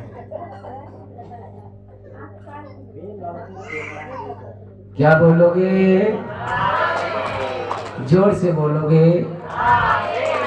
बोले सच बात तो यही है कन्हैया कि तू अपने आप को बहुत बड़ा मानने लगा है, तुझे अपने ऊपर अभिमान हो गया है। ये ब्राह्मण जिसके पास भोजन है और भगवान ने दिया और भिक्षा मांगी इसने, थोड़ा इसे प्लीज, भिक्षा मांगी इसने, और इसके बाद भी आप इसे भूखा रख रहे हो, मेरी समझ में नहीं आया। तो भगवान श्री कृष्ण कहने लगे, बलराम जी आप क्या चाहते हो ये बताओ। बोले चाहना कुछ नहीं है, ये ब्राह्मण के पास भोजन है, ये करे ना करे पहले से कर्म करने दो, जैसा करेगा वैसा इसे मिलेगा। जो विद्या इसके पास है, अगर बिना कर्म करे आप इसे सजा दोगे तो फिर फायदा क्या होगा। एक की वजह से सब लोग डिस्ट्रैक्ट ना हो, ध्यान रखें, एक जने की वजह से सब लोग डिस्ट्रैक्ट ना हो, ध्यान रखें। उस समय भगवान श्री कृष्ण ने कहा कि आप चिंता मत करो, आप बलराम जी जैसा चाहते हो वैसा होगा। अगर आप चाहते हो कि मैं सुदामा ब्राह्मण को थोड़ी देर के लिए अकेला छोड़ दूं तो ठीक है, मैं इसे अकेला छोड़ने के लिए तैयार हूं। बोले हाँ ये सही है, अगर ये कुछ गलत करता है तो तुम कर्म से बंधे हुए हो। जो इंसान जैसा कर्म करता है वैसा फल देता है भगवान। ये महेश ठाकुर जी का नहीं तो चल रहा है भागवत जी का ज्ञान, राधे चल रहा है भागवत जी का ज्ञान। अब वो थोड़ा सा आगे जमुना जी आ गए, वहां भगवान श्री कृष्ण बोले, सुदामा जी। बोले हाँ भैया बोल बोल, क्या बोलना चाहता है। तेरे तो भगा भगा के थका दिया और भूख और लग रही है, ऊपर से बता क्या बात है। बोले आप ना यहाँ बैठ जाओ तसल्ली से, और हम जाते हैं जमुना जी और जलपान खुद भी करेंगे, तुम्हारे लिए भी ले आएंगे थोड़ा सा, और हमारी झोली भी यही रखी है, और भोजन के पास बैठ जाना और भोजन की रखवाली करना। सुदामा जी बोले हाँ भैया ठीक है ना, तू जल्दी जा, पानी मुँह को भी ले आइए। लाला वो बड़ी प्यास लग रही है। बोले हाँ ठीक है, हम पानी लेने जा रहे हैं और थोड़ा भोजन का ध्यान रखना। बोले ठीक है लाला, मैं ध्यान रखूंगा, ठीक है। भूखे इंसान को भोजन के पास बिठा दिया है? भूखे इंसान को भोजन के पास छोड़ दिया। कुत्ते को भोजन के पास छोड़ोगे वो छोड़ेगा क्या? भूखा इंसान कोई भी हो और उसके पास भोजन लगा, तुम कहते इसकी रखवाली करना, रखवाली करेगा, रखवाली मौका देखते चट कर जाओ, करेगा रखवाली। और भगवान श्री कृष्ण कहेंगे रखवाली करना है इसकी। बोले हाँ जरूर करूंगा ना, चिंता मत करो, मैं करूंगा रखवाली। और जैसे भगवान श्री कृष्ण गए तो वहां सुदामा जी को ऑलरेडी पहले ही भूख लग रही थी, पहले ही कुएं को टटोल चुके थे, वो पहले से ही समझ गए थे कि मेरे हिस्से का ये मुझे खाना है ये। और जल्दी जल्दी हाथ डाला, जल्दी जल्दी और जल्दी जल्दी हाथ डाल गया। थोड़ा गुनगुना था कुआ, थोड़ा थोड़ा गर्म, जल्दी जल्दी खा लिया। एक बात ध्यान रखना भक्तगण, सुदामा जी ने बहुत बड़ी गलती कर दी जो भगवान ने क्षमा नहीं करी। सुदामा जी को भूख लगने के कारण भगवान से पहली गलती को क्षमा कर चुके थे, चने खाए थे ना, इसलिए उन्हें दूसरी गलती करने का मौका मिल गया। अगर हम अपने युवा बच्चों पर ध्यान नहीं रखेंगे, उनको अपने हिसाब से मेंटेनेंस नहीं करेंगे, उनकी समय समय से भावना की कदर नहीं करेंगे, तो बच्चे वो करते हैं जिसकी आप और हम कभी जीवन में कल्पना भी नहीं करते। राधे, उसकी कभी हम लोग कल्पना भी नहीं करते। समय से उनका ख्याल रखना, समय से उनकी भाव को पूरा करना, उनकी भावना को समझना, ये सबका धर्म है। लेकिन अधिकांश माँ बाप ये चाहते हैं कि बस बच्चे अपना धर्म निभाएं, मैं अपना धर्म ना निभाऊं। बच्चे अपना धर्म तो निभाएं, माँ बाप की सेवा करो, हमारी सेवा करो, ये करो वो करो, लगे रहो हिल्ले से मुन्ना भाई, लेकिन हमें कभी अपना धर्म याद मत दिलाओ। अरे ये तो बच्चे हैं, ये तो कोरा कागज है, ये तो खुद अपना भविष्य ढूंढ रहे हैं। अगर तुम इनका भविष्य नहीं बनाओगे, तुम इनके मन की बात नहीं समझोगे, तो जो इनकी मन की बात समझेगा ये उसी का कहना मानेंगे, और जब ये उसका कहना मानेंगे तो तेरा कहना कभी नहीं मान सकते राधे, ये तेरा का। और एक बात बड़े गजब की बता रहा हूं, बहुत गजब की। वो बचपन में माता जी देती है मैया मैया मैया मैया, वो माता जी बचपन में दे देंगी दूध की बोतल मुंह में, ले पढ़ चूस ले इसे, मेरे दूध वूध नहीं आता। इसे बचपन में तमा बेचारे को पकड़ना भी नहीं आता निप्पल ढंग से, वो तकिया लगा देगी, इधर ले बीचा बीच में पकड़ लगा रहे, इसमें दूध वूध नहीं पिलाऊंगी तुझे। अब पता नहीं दूध आता है, अरे बकरी कुछ खा ले, घी खा ले थोड़ा, दूध उतर आएगा। लेकिन नहीं, मुझे थोड़ा बहुत सी का अपने अपने तरीके हैं। कुल मिला के वो निप्पल दे देगी बचपन में मुंह में, अब पकड़नी नहीं आएगी तो जबरदस्ती पकड़ना सीख जा, पकड़, वो पकड़ भी लेता है बेचारा, पीता रहता है निप्पल। बचपन में दी है माँ ने दूध की बोतल, बचपन में ही माँ ने दी है दूध की बोतल, और यारों ने जवानी में दी है दारू की बोतल। ले थोड़ी सी ले ले, तेजी भैया नेक ले, कछु ना बिगड़े, ले इतनी सी ले ले, इतनी सी, अरे इतनी सी लेके सीख गए, फिर पौवा पीवे वो दो पौवा पीवे वो फिर। वो यार दोस्तों का अंदाज बड़ा अच्छा होता है, कसम से।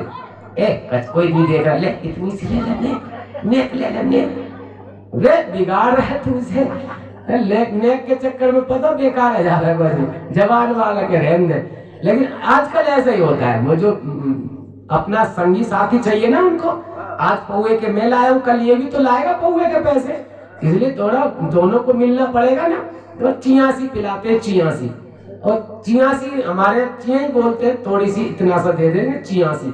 वो जैसी अंदर गई, हाँ ये तो बहुत अच्छी चीज है, ला थोड़ी सी और पिला दे, इससे मेरा गम खत्म हो गया। Very good. किसी से पूछो चोरे तने क्यों पी लिए, बोले पन्ना जी गम में पी रहा हूँ। इससे कुछ मत कहने गम में पी रहा है, कहीं लड़ाई ना कर ले। किसी से पूछ क्यों तेने क्यों पी ली, आज तू कल गम में पी रहा था, आज क्या हुआ। पन्ना जी आज मैं बहुत खुश हूँ, आज मेरी लुगाई का जन्मदिन है, मैंने इसलिए पी ली है। वेरी गुड, लुगाई के जन्मदिन में भी पी ली तूने। सुबह पूछो, सुबह चोरे तूने उस दिन तो गम में पी थी, तेरी लुगाई से झगड़ा हो गया था, आज तेरी लुगाई का जन्मदिन है, तेरे इसलिए पी ली। ये सुबह क्यों पी ली, अरे पन्ना जी रात की उतारने के लिए पी है, रात की उतारने के लिए। वेरी गुड, पीने वालों को पीने का कंजूसो हंस के काम चला गया। बचपन में माँ ने दी है दूध की बोतल, और जवानी में यारों ने दी है दारू की बोतल, क्योंकि माँ ने ही बोतल पकड़ना सिखा दिया ना, चुस्की निब्बा ला, बचपन में सीख गया बोतल किसे कहते हैं। तो बोतल बचपन में दी है माँ ने दूध की बोतल, और जवानी में दी है यारों ने दारू की बोतल, और जब बुढ़ापा आ गया तो डॉक्टर ने पकड़ा दी दवा की बोतल। राधे, डॉक्टर ने पकड़ा दी दवा की बोतल। क्यों?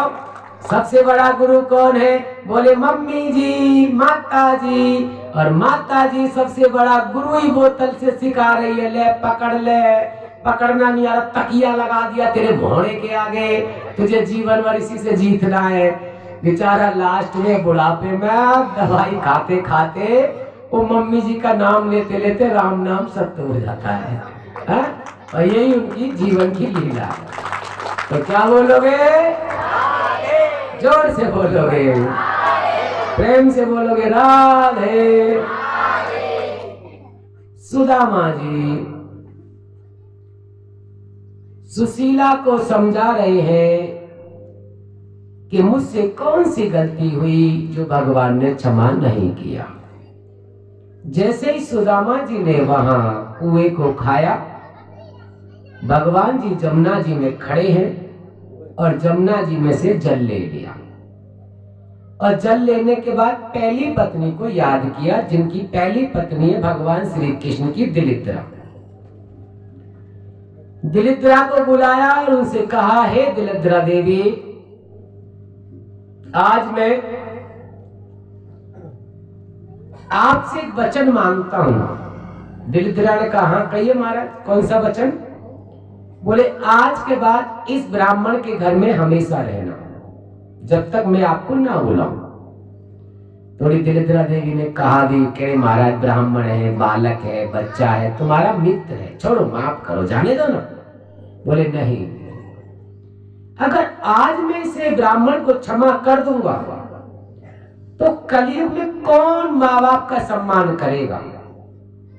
कलयुग में कौन गुरु का कहना मानेगा? कलयुग में कौन भगवान का सम्मान करेगा? आज इस ब्राह्मण ने इतनी बड़ी गलती कर दी कि गुरु ने सबसे ज्यादा इन पर विश्वास किया, इसलिए सबसे पहले उन्होंने पाठ सुनाने के लिए इससे कहा, लेकिन इसने उल्लंघन कर दिया बात का। उसके बाद भी हमने क्षमा कर दिया, हम इसके साथ जाने के लिए तैयार हो गए, लेकिन इसने फिर क्या किया? गुरु जी ने जो मना किया था ये भोजन नहीं करना, वही भोजन इसने किया, इसलिए आज हम इसे क्षमा नहीं कर सकते। जाइए, परमानेंट रहना इसके यहाँ, जब तक मैं ना बुलाऊं। दिलिद्रा देवी ने दो चार बातें कही, महाराज क्षमा कर दो, जाने दो। बोले, हम कोई बात सुनने के मूड में नहीं है, जो आज्ञा दी है उसका पालन करो। बोले ठीक है महाराज, मैं आपकी पत्नी हूँ दिलिद्रा, जैसी आपकी मर्जी। लक्ष्मी को बुलाया, लक्ष्मी से कहा, सुनो देवी, आज के बाद इस ब्राह्मण के घर रहना है तुम्हें, और एक बात ध्यान रखना, दिलिद्रा को मैंने वहां भेज दिया है, और लक्ष्मी जी आज के बाद तुम कभी इस ब्राह्मण के घर मत जाना। तो लक्ष्मी जी मुस्कुरा के बोली, इतने कठोर मत बनो, ये तुम्हारे मित्र हैं, ब्राह्मण हैं, जाने दो, क्षमा कर दो, छोड़ो, रहने दो। बोले नहीं देवी, आप मुझे वचन दो, आज के बाद जब तक मैं नहीं कहूंगा इस ब्राह्मण के घर नहीं जाओगी। बोले महाराज, तीज त्योहार भी नहीं? तीज त्योहार मतलब? बोले होली, दिवाली, दशहरा मेला। बोले नहीं, कभी नहीं, जब तक मैं ना कहूं, जब तक आप इसके घर झांकना भी मत। और इसे कहीं रास्ते में से कोई देवी देना, इस पे दया खाके, तब भी मैं किसी न किसी रूप में जाऊंगा और इससे लेकर चलाऊंगा। ऐसा कठोर संकल्प लिया भगवान ने। देखो, जीवन में ध्यान रखना, बड़े छोटे बच्चे सभी, कि माँ बाप कभी भी कठोर फैसला नहीं लेते, कभी नहीं। लेकिन जब माँ बाप को ज्यादा गुस्सा आ जाए, तब जाकर के कहीं वो कठोर फैसला लेते हैं। इसी तरह से गुरु भी है, इसी तरह से गुरु भी है, वो कभी कठोर फैसला नहीं लेता, कभी नहीं, लेकिन उसकी मजबूरी हो जाती है, और मजबूरी में आकर के उसे कठोर फैसला लेना पड़ता है। ऐसे ही भगवान भी है। भगवान कभी हमारा बुरा नहीं चाहता, कभी नहीं। एक इंसान की तरह नहीं है भगवान, भगवान भगवान ही है। एक इंसान की सोच है, अच्छा काम कर दिया तो किसने करा? मैंने किया, मैंने। कोई भी अच्छा काम कर दे इंसान, कोई भी, किसने किया? ये मैंने किया, और थोड़ा गलत हो जाए, ये किसने कर दिया? भगवान ने किया, भगवान ने। वेरी गुड, अच्छा कर दिया तेने, बुरा कर दिया भगवान ने। तेरे बाप का नौकर है क्या भगवान, जो तेरे बुरा करता रहेगा? वो सिर्फ तेरे कर्म से बंधा हुआ है, कर्म से। अच्छा करेगा, अच्छा फल मिलेगा, बुरा करेगा, बुरा फल मिलेगा, यही उसके पास है, और उसके पास कुछ है ही नहीं। तो यहाँ सुदामा जी ने गुरु की आज्ञा का उल्लंघन किया, तो अब सुदामा जी को दिलिद्रा मिली। कभी कभी हम किसी को अपना भाग्य दिखाते हैं, अपनी कुंडली दिखाते हैं, कभी किसी को जीवन में अपनी कुंडली नहीं दिखानी चाहिए। कभी किसी को अपना भाग्य नहीं दिखाना चाहिए, कभी नहीं, जीवन में भी नहीं। और अगर किसी पर तुम्हें भरोसा है और तुमने उसे दिखा दिया, अगर उसने कोई नियम आपको बताया तो उस नियम का पालन करो, तो तुम्हारा कल्याण है। और जगह जगह इस कुंडली को लेके घूमती रहती है, फटी हुई कुंडली। तू कितना भी कुछ भी कर ले, कितना भी कुछ भी कर ले, जब तुझे अपने ऊपर विश्वास नहीं है, जो कुंडली तुझे जिसको दिखा रही है, वो जो उपाय बता रहा है, तुझे उस पर विश्वास ही नहीं है, तो इस चिट्ठी को देने से क्या फायदा तेरा? कोई फायदा नहीं। विश्वास करो, भगवान मिलता है। विश्वास करोगे सब। देखो, एक बचपन की बात बता रहा हूं मैं। वो हमारी बेटी 3-4 साल की थी, तो एक बार ऐसे ही हम थे नहीं घर पे, तो तबीयत खराब हो गई होगी, तो मम्मी दवाई दिला के लाई, तो डॉक्टर ने मीठी दवाई दे दी। ध्यान से सुनना जरा, और ये बाहर की नहीं, अपनी बता रहा हूँ, अपनी बेटी की। उस टाइम 5-6 साल की थी हमारी बेटी। वो हम कथा करने गए हुए थे कहीं, तो वो थोड़ी तबीयत खराब हुई, तो डॉक्टर के हम दवाई दिलाई, तो उन्होंने मीठी दवाई दे दी। पन्नत की लड़की है, चलो कोई बात नहीं, मीठी वाली दवाई देते। और मीठी दवाई उसको अच्छी लगी, खा ली उसने। और कुछ दिन के बाद मैं आया, तो मैं ऐसे बैठा हुआ था, दोनों पति पत्नी बात ही कर रहे थे, तो वो आके रोने लगी बेटी। मैं क्या हुआ, क्यों रो रही है? मेरे सिर में दर्द हो रहा है। तो मैंने कहा इसके क्या हुआ, चल डॉक्टर से ले चले। इसकी मम्मी बोली मेरे पास है इसका इलाज। बोले क्या? एक संतरे की गोली खिला दो, इसका डॉक्टर का इलाज सही हो जाएगा। मैं ऐसा क्यों? बोले एक बार इसकी तबीयत खराब हो गई थी, तो मैं इसे दवाई क्या दिलवा लाई, और डॉक्टर ने मीठी गोली दे दी। और वो मीठी गोली को इसे पसंद आ गई है, और जब भी मीठी गोली मांगती है ना, तो कहती है मेरे सिर में दर्द हो रहा है। वो मीठी गोली दे तो ऐसे खुश हो जाती है। तो ये है, यही है कि माँ बाप अगर बच्चे को जानते हैं, तभी बच्चा भी माँ बाप को जानता है। राधे, ये गुरु का अलग ही है। या तो किसी पर विश्वास मत करो, किसी पर भी मत करो, कुछ किसी को अपना भाग्य मत दिखाओ। अगर आपने दिखा दिया और उसने कोई नियम उपाय बता दिया, तो फिर शंका मत करो। उस नियम उपाय को निष्ठा भाव से उसे करो, तो आपके जीवन का सुख आएगा और आपको वो मिल जाएगा जिसकी आप कल्पना करते हो। और गुरु की बात का मजाक बनाओगे, हंसी बनाओगे, और ये सोचोगे नहीं ये है और वो है, उसमें 10 बातें निकालोगे, तो एक ही बात रखना सिर्फ कि अगर सुदामा जी आज भगवान श्री कृष्ण के मित्र होने के बाद अगर गुरु की बात का उल्लंघन ना करते, तो शायद आज उनके घर में दरिद्रता नहीं होती। राधे, आज उनके घर में दरिद्रता नहीं होती। सुशीला ने इस बात को सुना, और जब सुशीला ने इस बात को सुना, तो सुशीला ने कहा स्वामी, गुरु की बात का आपने उल्लंघन कर दिया। पता है, ये गुरु माँ बाप कभी कभी तो हमसे कुछ मांगते हैं, और हमसे उनकी इच्छा बनती है कि हमारा पुत्र या हमारी पुत्री बड़ी हो गई है, तो वो कभी कभी तो हमसे कुछ कोशिश करते हैं कि हमारे लिए कुछ करे, और वो भी तुम नहीं कर पाए, गुरु की आज्ञा का उल्लंघन कर दिया। चलो कोई बात नहीं, एक बात ध्यान रखना, आज के बाद तुम्हें टेंशन लेने की जरूरत नहीं है। तो बोले अब टेंशन मैं लूंगी, अब उस भगवान से तुम्हारे से बात मैं करूंगी, अब तुम चिंता मत करना, आज के बाद मैं तुमसे कुछ नहीं मांगूंगी। बोले देवी उससे शिकायत मत करना। बोले ठीक है, आप चिंता मत करो, लेकिन आज के बाद तुमसे नहीं मांगूंगी, मैं कुछ शिकायत नहीं करूंगी। सुशीला अपने घर में सो रही है, रात्रि का समय है। मध्य रात्रि को 12-1 बजे उठकर बैठ गई बिस्तर में। बिस्तर भी क्या था, गरीबी का बहुत बुरा हाल था, ठंड लग रही थी, बहुत गरीबी का बुरा हाल था। उन्हीं बच्चों में, गुदड़ों में खुद सोती थी, उन्हीं में पन्ना जी चले जाते थे, और उन्हीं में बाल गोपालों को भी रखती थी। तो उस दिन सुशीला को रात्रि में नींद नहीं आई, पूरी रात जगी रही। मध्य रात्रि में निंद्रा खुली तो फिर नींद आई नहीं, बस यही सोचती रही कि मैं उससे मिलने जाऊंगी, मैं क्या कहूंगी उससे, कैसे शुरुआत करूंगी मैं उससे, मैं अपने दिल की बात कैसे बताऊंगी उसे।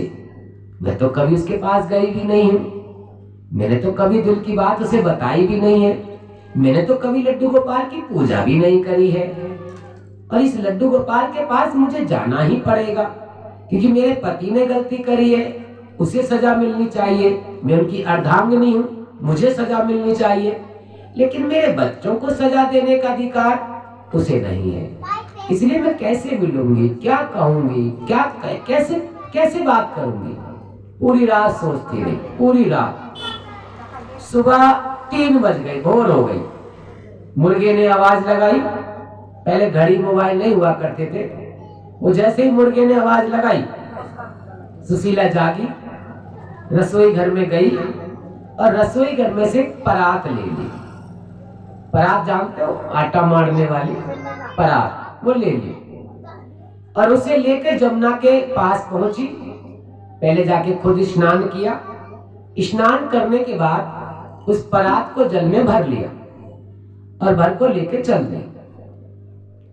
तो सुदामा जी ने लड्डू गोपाल का एक मूर्ति बना रखी थी, मंदिर बना रखा था, उसी में उनको रखते थे। वो पूजा पाठ सुबह शाम प्रतिदिन नित्य नियम रोज करते थे। सुशीला उसी परात को लेकर भगवान श्री लड्डू गोपाल के पास गई, जो सुदामा जी ने घर में रख रखे थे। सुबह सुबह का भोर का ब्रह्म मुहूर्त का समय था। जाके जैसे सुशीला वहां पहुंची तो जाके परात को लड्डू गोपाल के पास रख दिया। लड्डू गोपाल को अपने स्थान से उठाया और स्थान से उठा के परात में रख लिया। अब उन्हें स्नान कराने के लिए जैसे ही सुशीला ने वो परात में हाथ डाला तो परात में जल नहीं था। क्यों? बोले ऑलरेडी परात पहले से फूटी हुई थी, उसमें छेद हो गए थे। वो गरीबी के कारण घिस गई थी, इतनी घिस गई थी, इतनी घिस गई थी कि उसमें बहुत बारीक बारीक छोटे छोटे बहुत सारे छेद हो गए थे।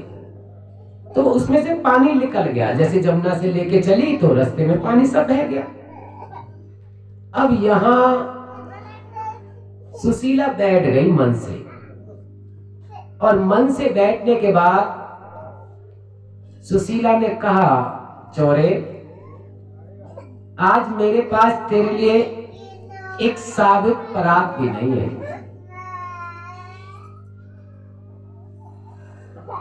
आज मेरे पास तेरे लिए एक साबुत परात भी नहीं है। पता है, मैं जब जमुना जी गई थी ना, तो इसी परात को लेकर गई थी, क्योंकि ये परात मेरे पियर से मिली थी मुझे, और गरीबी के कारण इसमें भी 72 छेद हो गए। आज ना मेरे पास ना तेरे लिए मिलाने के लिए कुछ नहीं है, लेकिन हाँ, जो तूने मुझे दिया है आज मैं तुझे वो लौटाऊंगी। आज तक जो तूने मुझे दिया है ना, आज मैं तुझे लौटा के दूंगी। और सुशीला की आंखों में से एक आंसू निकला और लड्डू गोपाल की प्रतिमा पर जाकर गिरा। शिकायत करने लगी, चोरे, तुझे पता है हमारे बच्चे 7 दिन से भूखे हैं, पता है तुझे? तुझे कहां पता होगा, तू तो 56 भोग खाता है ना। मेरे पति ने गलती करी, उसकी सजा मुझे तूने दी।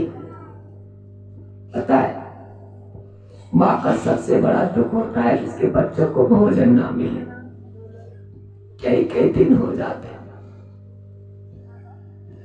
अगर मुझे नहीं मिलता ना तो मैं संतुष्ट रहती हूँ, शायद मेरे पति ने गलती करी है इसलिए उसकी सजा मुझे मिल रही है, लेकिन मेरे बच्चों को भूखा रखने का अधिकार तेरा नहीं है। पता है, जब बच्चे आके मेरा पल्लू पकड़ते और मुझसे कहते माँ भोजन दे दो, तो मैं उन्हें क्या जवाब दूं? मैं उनसे क्या बोलूं कि तुम्हारे पिताजी कमाने नहीं जाते, तुम्हारे पिताजी सिर्फ भगवान की भक्ति में रहते। एक एक आंसू निकल रहा है। और भगवान की प्रतिमा पर गिर रहा है।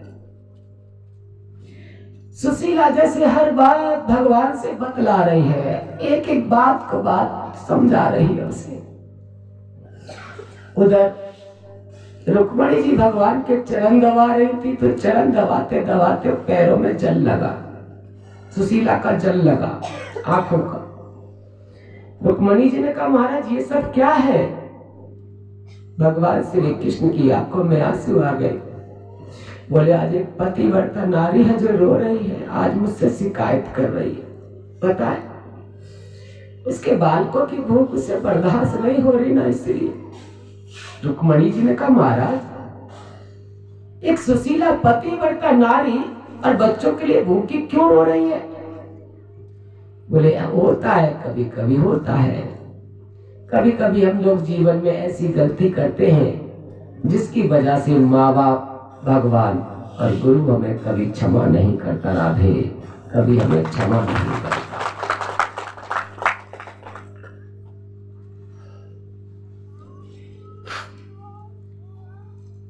तब रुक्मणी जी ने कहा प्रभु इस बेचारी का उद्धार कर दो ना।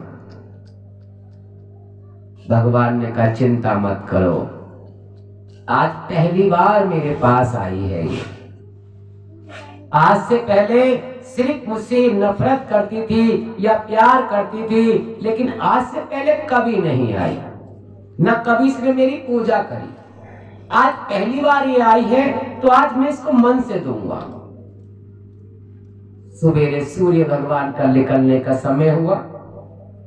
सुदामा जी की आने की आहट सुनी सुशीला ने कि सुदामा जी आ रहे हैं मंदिर की तरफ। सुशीला ने जल्दी जल्दी लड्डू गोपाल को उठाया और स्थान पर रख दिया और परात को लेकर रसोई घर में रख दी। सुदामा जी आए तो सबसे पहले तो वहां देखा तो वो थोड़ा पृथ्वी गीली गीली हो रही थी, तो इधर उधर देखने लगे बारिश कहां से आ गई, आज हमारे घर में जल कहां से आ गया। फिर लड्डू गोपाल की मूर्ति को देखा तो लड्डू गोपाल की मूर्ति में आंखों में आंसू अटक रहा था। तो सुदामा जी बोले चोरे तू हमारे घर रो रहे हो है?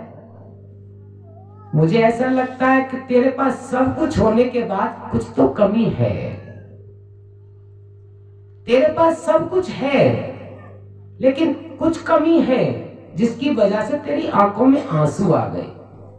क्योंकि आंखों में आंसू तभी आते हैं या तो कोई अपना दिल दुखा दे या फिर अपने की याद आ जाए। राधे या अपने की याद आ जाए, दो ही तरह है आंखों में आंसू आने की, और कोई रास्ता नहीं है। कहीं ऐसा तो नहीं कि तुझे द्वारका वासियों ने परेशान किया हो, कहीं ऐसा तो नहीं तेरे पे कोई संकट आया हो। कहते हैं असली दोस्त, असली मित्र वो होता है जो एक दूसरे की भावना की कदर करे। बता है मैं गरीब हूं तो क्या हुआ, मैंने कभी तुझसे मांगा नहीं है तो क्या हुआ, लेकिन मैं तुझे आश्वासन दे सकता हूं। मैं ब्राह्मण हूं, मैं तुझे समझा सकता हूं, इसलिए आज तक मैं तुझसे मिलने नहीं आया, लेकिन आज तू रो रहा है ना, इसलिए आज मैं तुझसे मिलने आऊंगा और तुझसे तेरे दिल की बात पूछूंगा और मैं भी तुझे आज अपने दिल की बात बताऊंगा। रे आज मैं तुझसे मिलने जरूर आऊंगा। सुदामा जी ने आवाज लगाई, सुशीला। बोले हाँ स्वामी, कहाँ हो? बोले मंदिर में हूँ। बोले कहिए स्वामी। बोले वो मैं भगवान द्वारकाधीश से मिलने जा रहा हूँ। मिलने मतलब? बोले हाँ उनके पास जा रहा हूँ आज मैं। सुशीला मन ही मन में प्रसन्न हो गई, खुश हो गई। बोले मैं रोज रोज कहती थी आप उनसे मिलने जाओ, वो आपकी प्रॉब्लम सॉल्व करेंगे, वो आपको कुछ ना कुछ जरूर देंगे, और आप हमेशा मना कर देते थे। आज ऐसे कैसे मन हुआ उनसे मिलने का? बोले अरे बाबरी, वो हमारे घर में रहता है और आज पहली बार उसकी आंखों में आंसू देखे हैं हमने। जरूर कोई ना कोई उस पर कष्ट है, कोई तन से दुखी होता है, कोई धन से दुखी होता है, कोई मन से दुखी होता है। और इसके पास सब कुछ है, नौकर है, नौकरानियां हैं, दास हैं, दासी हैं, सब चीज है इसके पास, लेकिन ये क्यों रोया? मैं उससे पूछने जरूर जाऊंगा। मित्र हूं ना मैं उसका। असली मित्र वही होता है जो मित्र के संकट में काम आए। अब सुदामा जी क्या सोच रहे हैं अलग, लेकिन सुशीला अपने मन से सोच रही। सुशीला बोली, वाह जी वाह, आज मैंने तुझे पहली बार इन आंसुओं से नहलाया तो तूने मेरे पर बहुत बड़ी कृपा कर दी। आज मैंने तुझे पहली बार आंसुओं से नहलाया। वारे वाह द्वारकाधीश, तुझे सुशीला मार गई कि तूने मेरे पति को अपने दरबार बुलाया। राधे, तुझे अपने दरबार बुलाया। आज सुशीला तेरी ऋणी हो गई।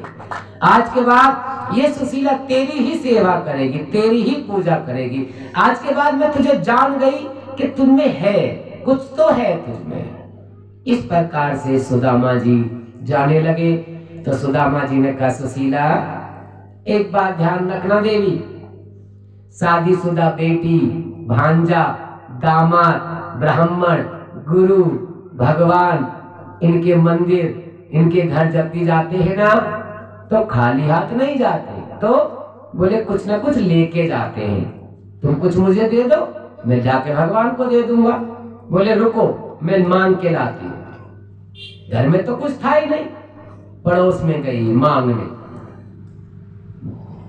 बहन तेरे घर में कुछ है तो दे दे।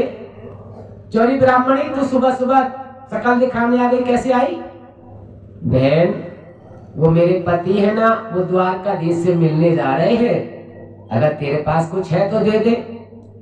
द्वारकाधीश से तेरा पति मिलने जा रहा है और मैं उसके लिए तुझे कुछ दे दूं। बोले हाँ। पागल मत बना, भाग यहां से, तू हमें बेवकूफ बना रही है।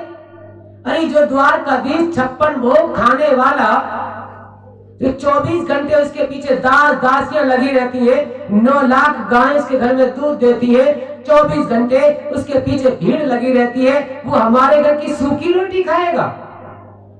वो ये हमारे घर का अनाज खाएगा? भाग यहां से, झूठी। और आज के बाद शकल मत दिखाना मुझे।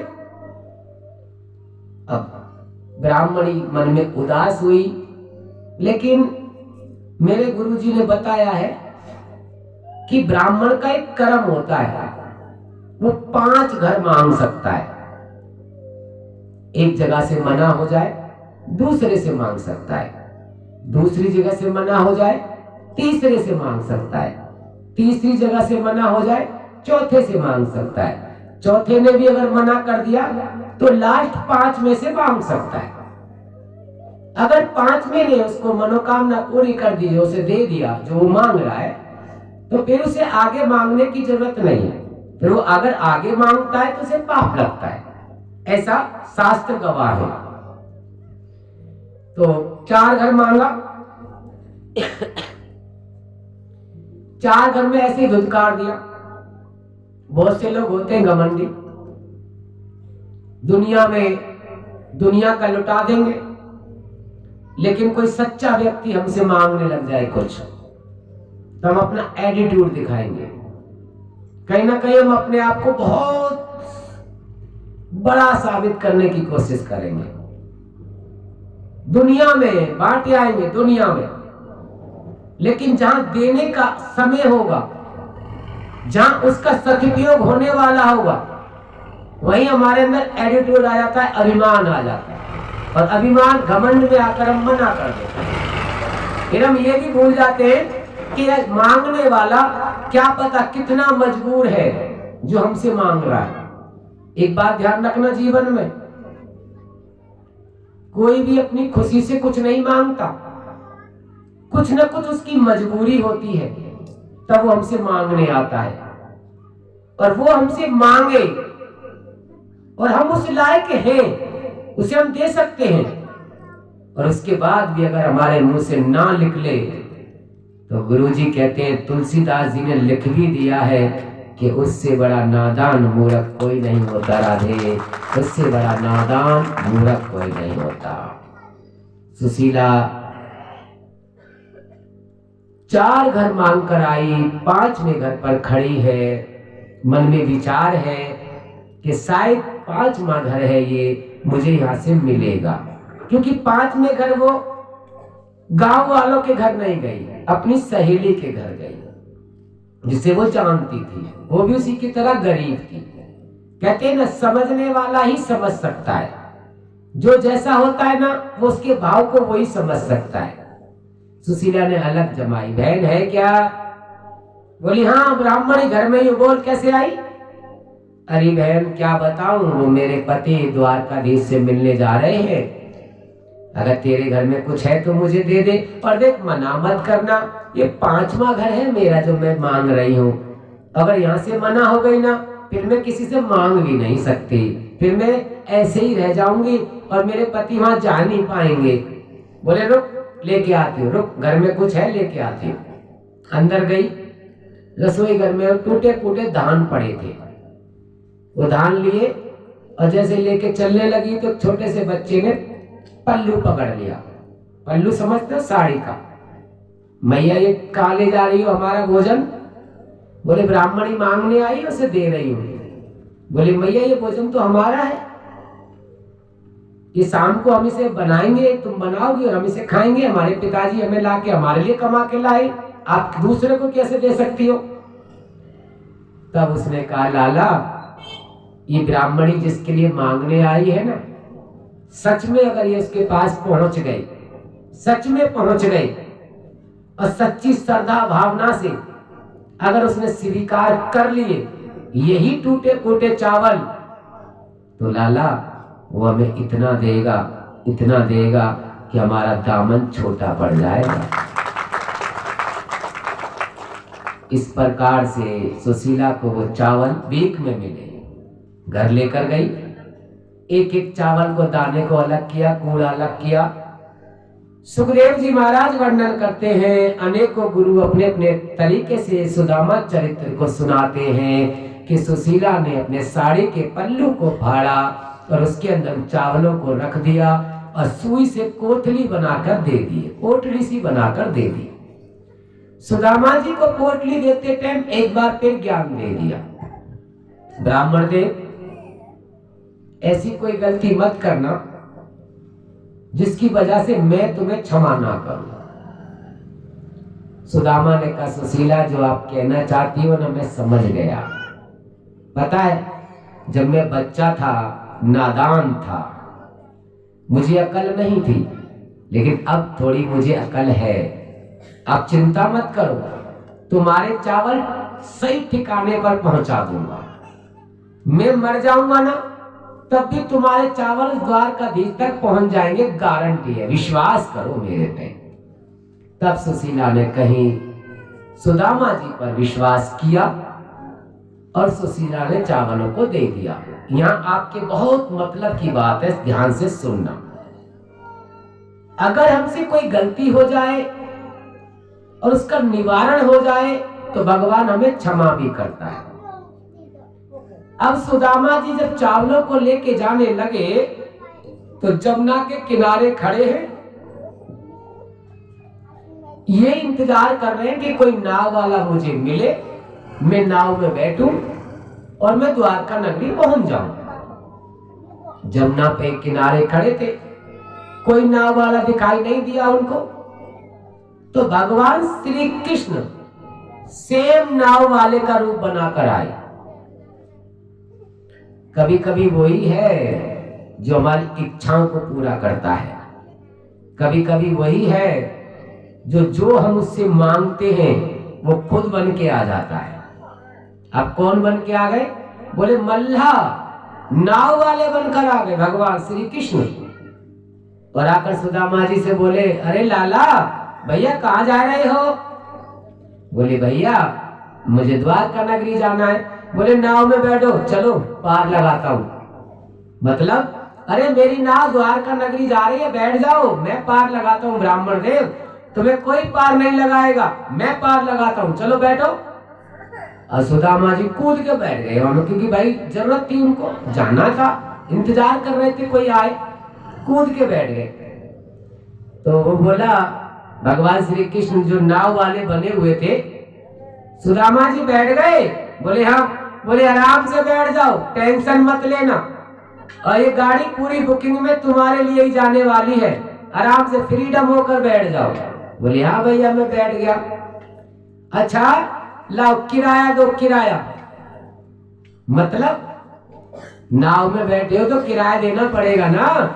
अगर हम किसी से कुछ लेते हैं तो उसको हमें भी तो कुछ देना पड़ता है ना, यही तो चलता है लेन देन का सौदा। अगर हम किसी बस में बैठे हैं तो टिकट कटानी पड़ेगी ना, अगर हम ट्रेन में बैठे हैं तो टिकट तो लेनी पड़ेगी, वरना टीटी पकड़ लेगा तो दिक्कत नहीं होगी। बोले महाराज सच बात यह है कि मुझे देने, आपको देने के लिए मेरे पास कुछ नहीं है। भगवान बोले झूठे, कुछ तो है वही दे देना। बोले नहीं सच में कुछ नहीं है। बोले झूठे, ये चावल है ना, इन्हें दे दे चावल। बोले हाँ ये कोतली में क्या है, कोटड़ी में अलग ही दिख रहे हैं चावल। बोले ये नहीं दूंगा मैं। क्यों? बोले ये मेरी पत्नी ने दिए हैं और मुझे द्वारकाधीश को जाकर देने हैं, इन चावलों को मैं आपको नहीं दे सकता और इन चावलों को मांगना भी मत दोबारा। भगवान बोले वारे वाह ब्राह्मण, तू तो यार सुधर गया, तू तो बहुत अच्छा हो गया, तू तो बहुत गलतियां करता था। अरे तू ये चावल दे दे, मैं नाव में बिठा के पार लगा दूंगा। बोले भैया पार मत लगाओ, मुझे मत लगाओ पार, लेकिन मैं आपको ये चावल नहीं दे सकता। तो भगवान ने कहा अच्छा जो भगवान ने तुम्हें दिया है वो दे दो। बोले मतलब? बोले मतलब ये है जो भगवान ने चावल के अलावा तुम्हें कुछ और दे रखा है वो दे दो ना। बोले मुझे कुछ नहीं दिया भगवान ने। बोले कुछ नहीं दिया? बोले नहीं। झूठ क्यों बोल रहे हैं, कुछ तो दिया होगा। बोले नहीं सच में कुछ नहीं दिया। बोले नहीं दिया। अब भगवान बार बार कह रहे दिया होगा, सुदामा जी बार बार कह रहे नहीं दिया। यहां थोड़ा सा भगवान श्री कृष्ण ने जब 2-4 बार कहा कि भगवान इतना निष्ठुर नहीं है, दयालु है, वो कुछ तो दिया होगा। तो सुदामा जी ने कहा भैया जो मुझे भगवान ने दिया वो तू ले लेगा?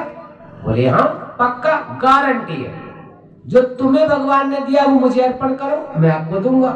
बोले ठीक है। तो मुझे भगवान ने दिलिद्रा दी है, लेता है क्या?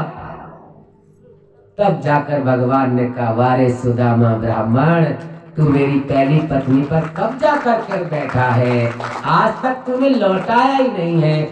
आज मैं तुझे नाव में बिठा के पार लगाऊंगा, तू मेरी पहली पत्नी दिलिद्रा को लौटा। इस प्रकार से भगवान ने दिलिद्रा को लौटा लिया और सुदामा को बिठा दिया। एक बात ध्यान रखना भक्तगणों, माँ बाप, गुरु और भगवान कर्जा नहीं रखते। पता है माँ बाप के पास 1-1, 2-2 रुपया रिश्तेदार दे जाते ना कभी कभी, वो जमा करने लग जाओ। अब तुम्हारे हो गए 50 रुपए इकट्ठे, 50 रुपए। अब तुम्हें चीज खरीदनी हो 500 रुपए की, तो तुरंत मम्मी डैडी से लड़ने लग जाएंगे। वो हमारे 50 रुपए जमा है ना, तो 50,000 खा गया वो खाने में, तेरे 50 रुपए देख रहे हो है। अरे हमने तुझे इतना खिलाया, इतना पहनाया, तू अभी कल परसों ही 50 रुपए 500 रुपए का सूट लेके आई है और ये तू 50 रुपयों को ढूंढ रही है, ये सब क्या है? बोले ऐसा ही है, अगर हम माँ बाप के लिए थोड़ा भी करते हैं तो माँ बाप डबल करके लौटाता है। इसी तरह से गुरु है, गुरु के लिए हम थोड़ा भी करते हैं तो गुरु डबल करके लौटाता है। और ऐसा ही भगवान है, जब राम जी को जरूरत पड़ी तो केवट बनकर वो खड़े थे। कौन? मल्हा। आज वही मल्हा सुदामा बन गए, तो आज वही राम कन्हैया बनकर आया, मल्ला बनकर आया और उस सुदामा की हेल्प कर दी रे, उस सुदामा को नाव से पार लगा दिया। यही तो है, ये 3 जने कभी किसी का कर्जा नहीं रखा, कभी नहीं।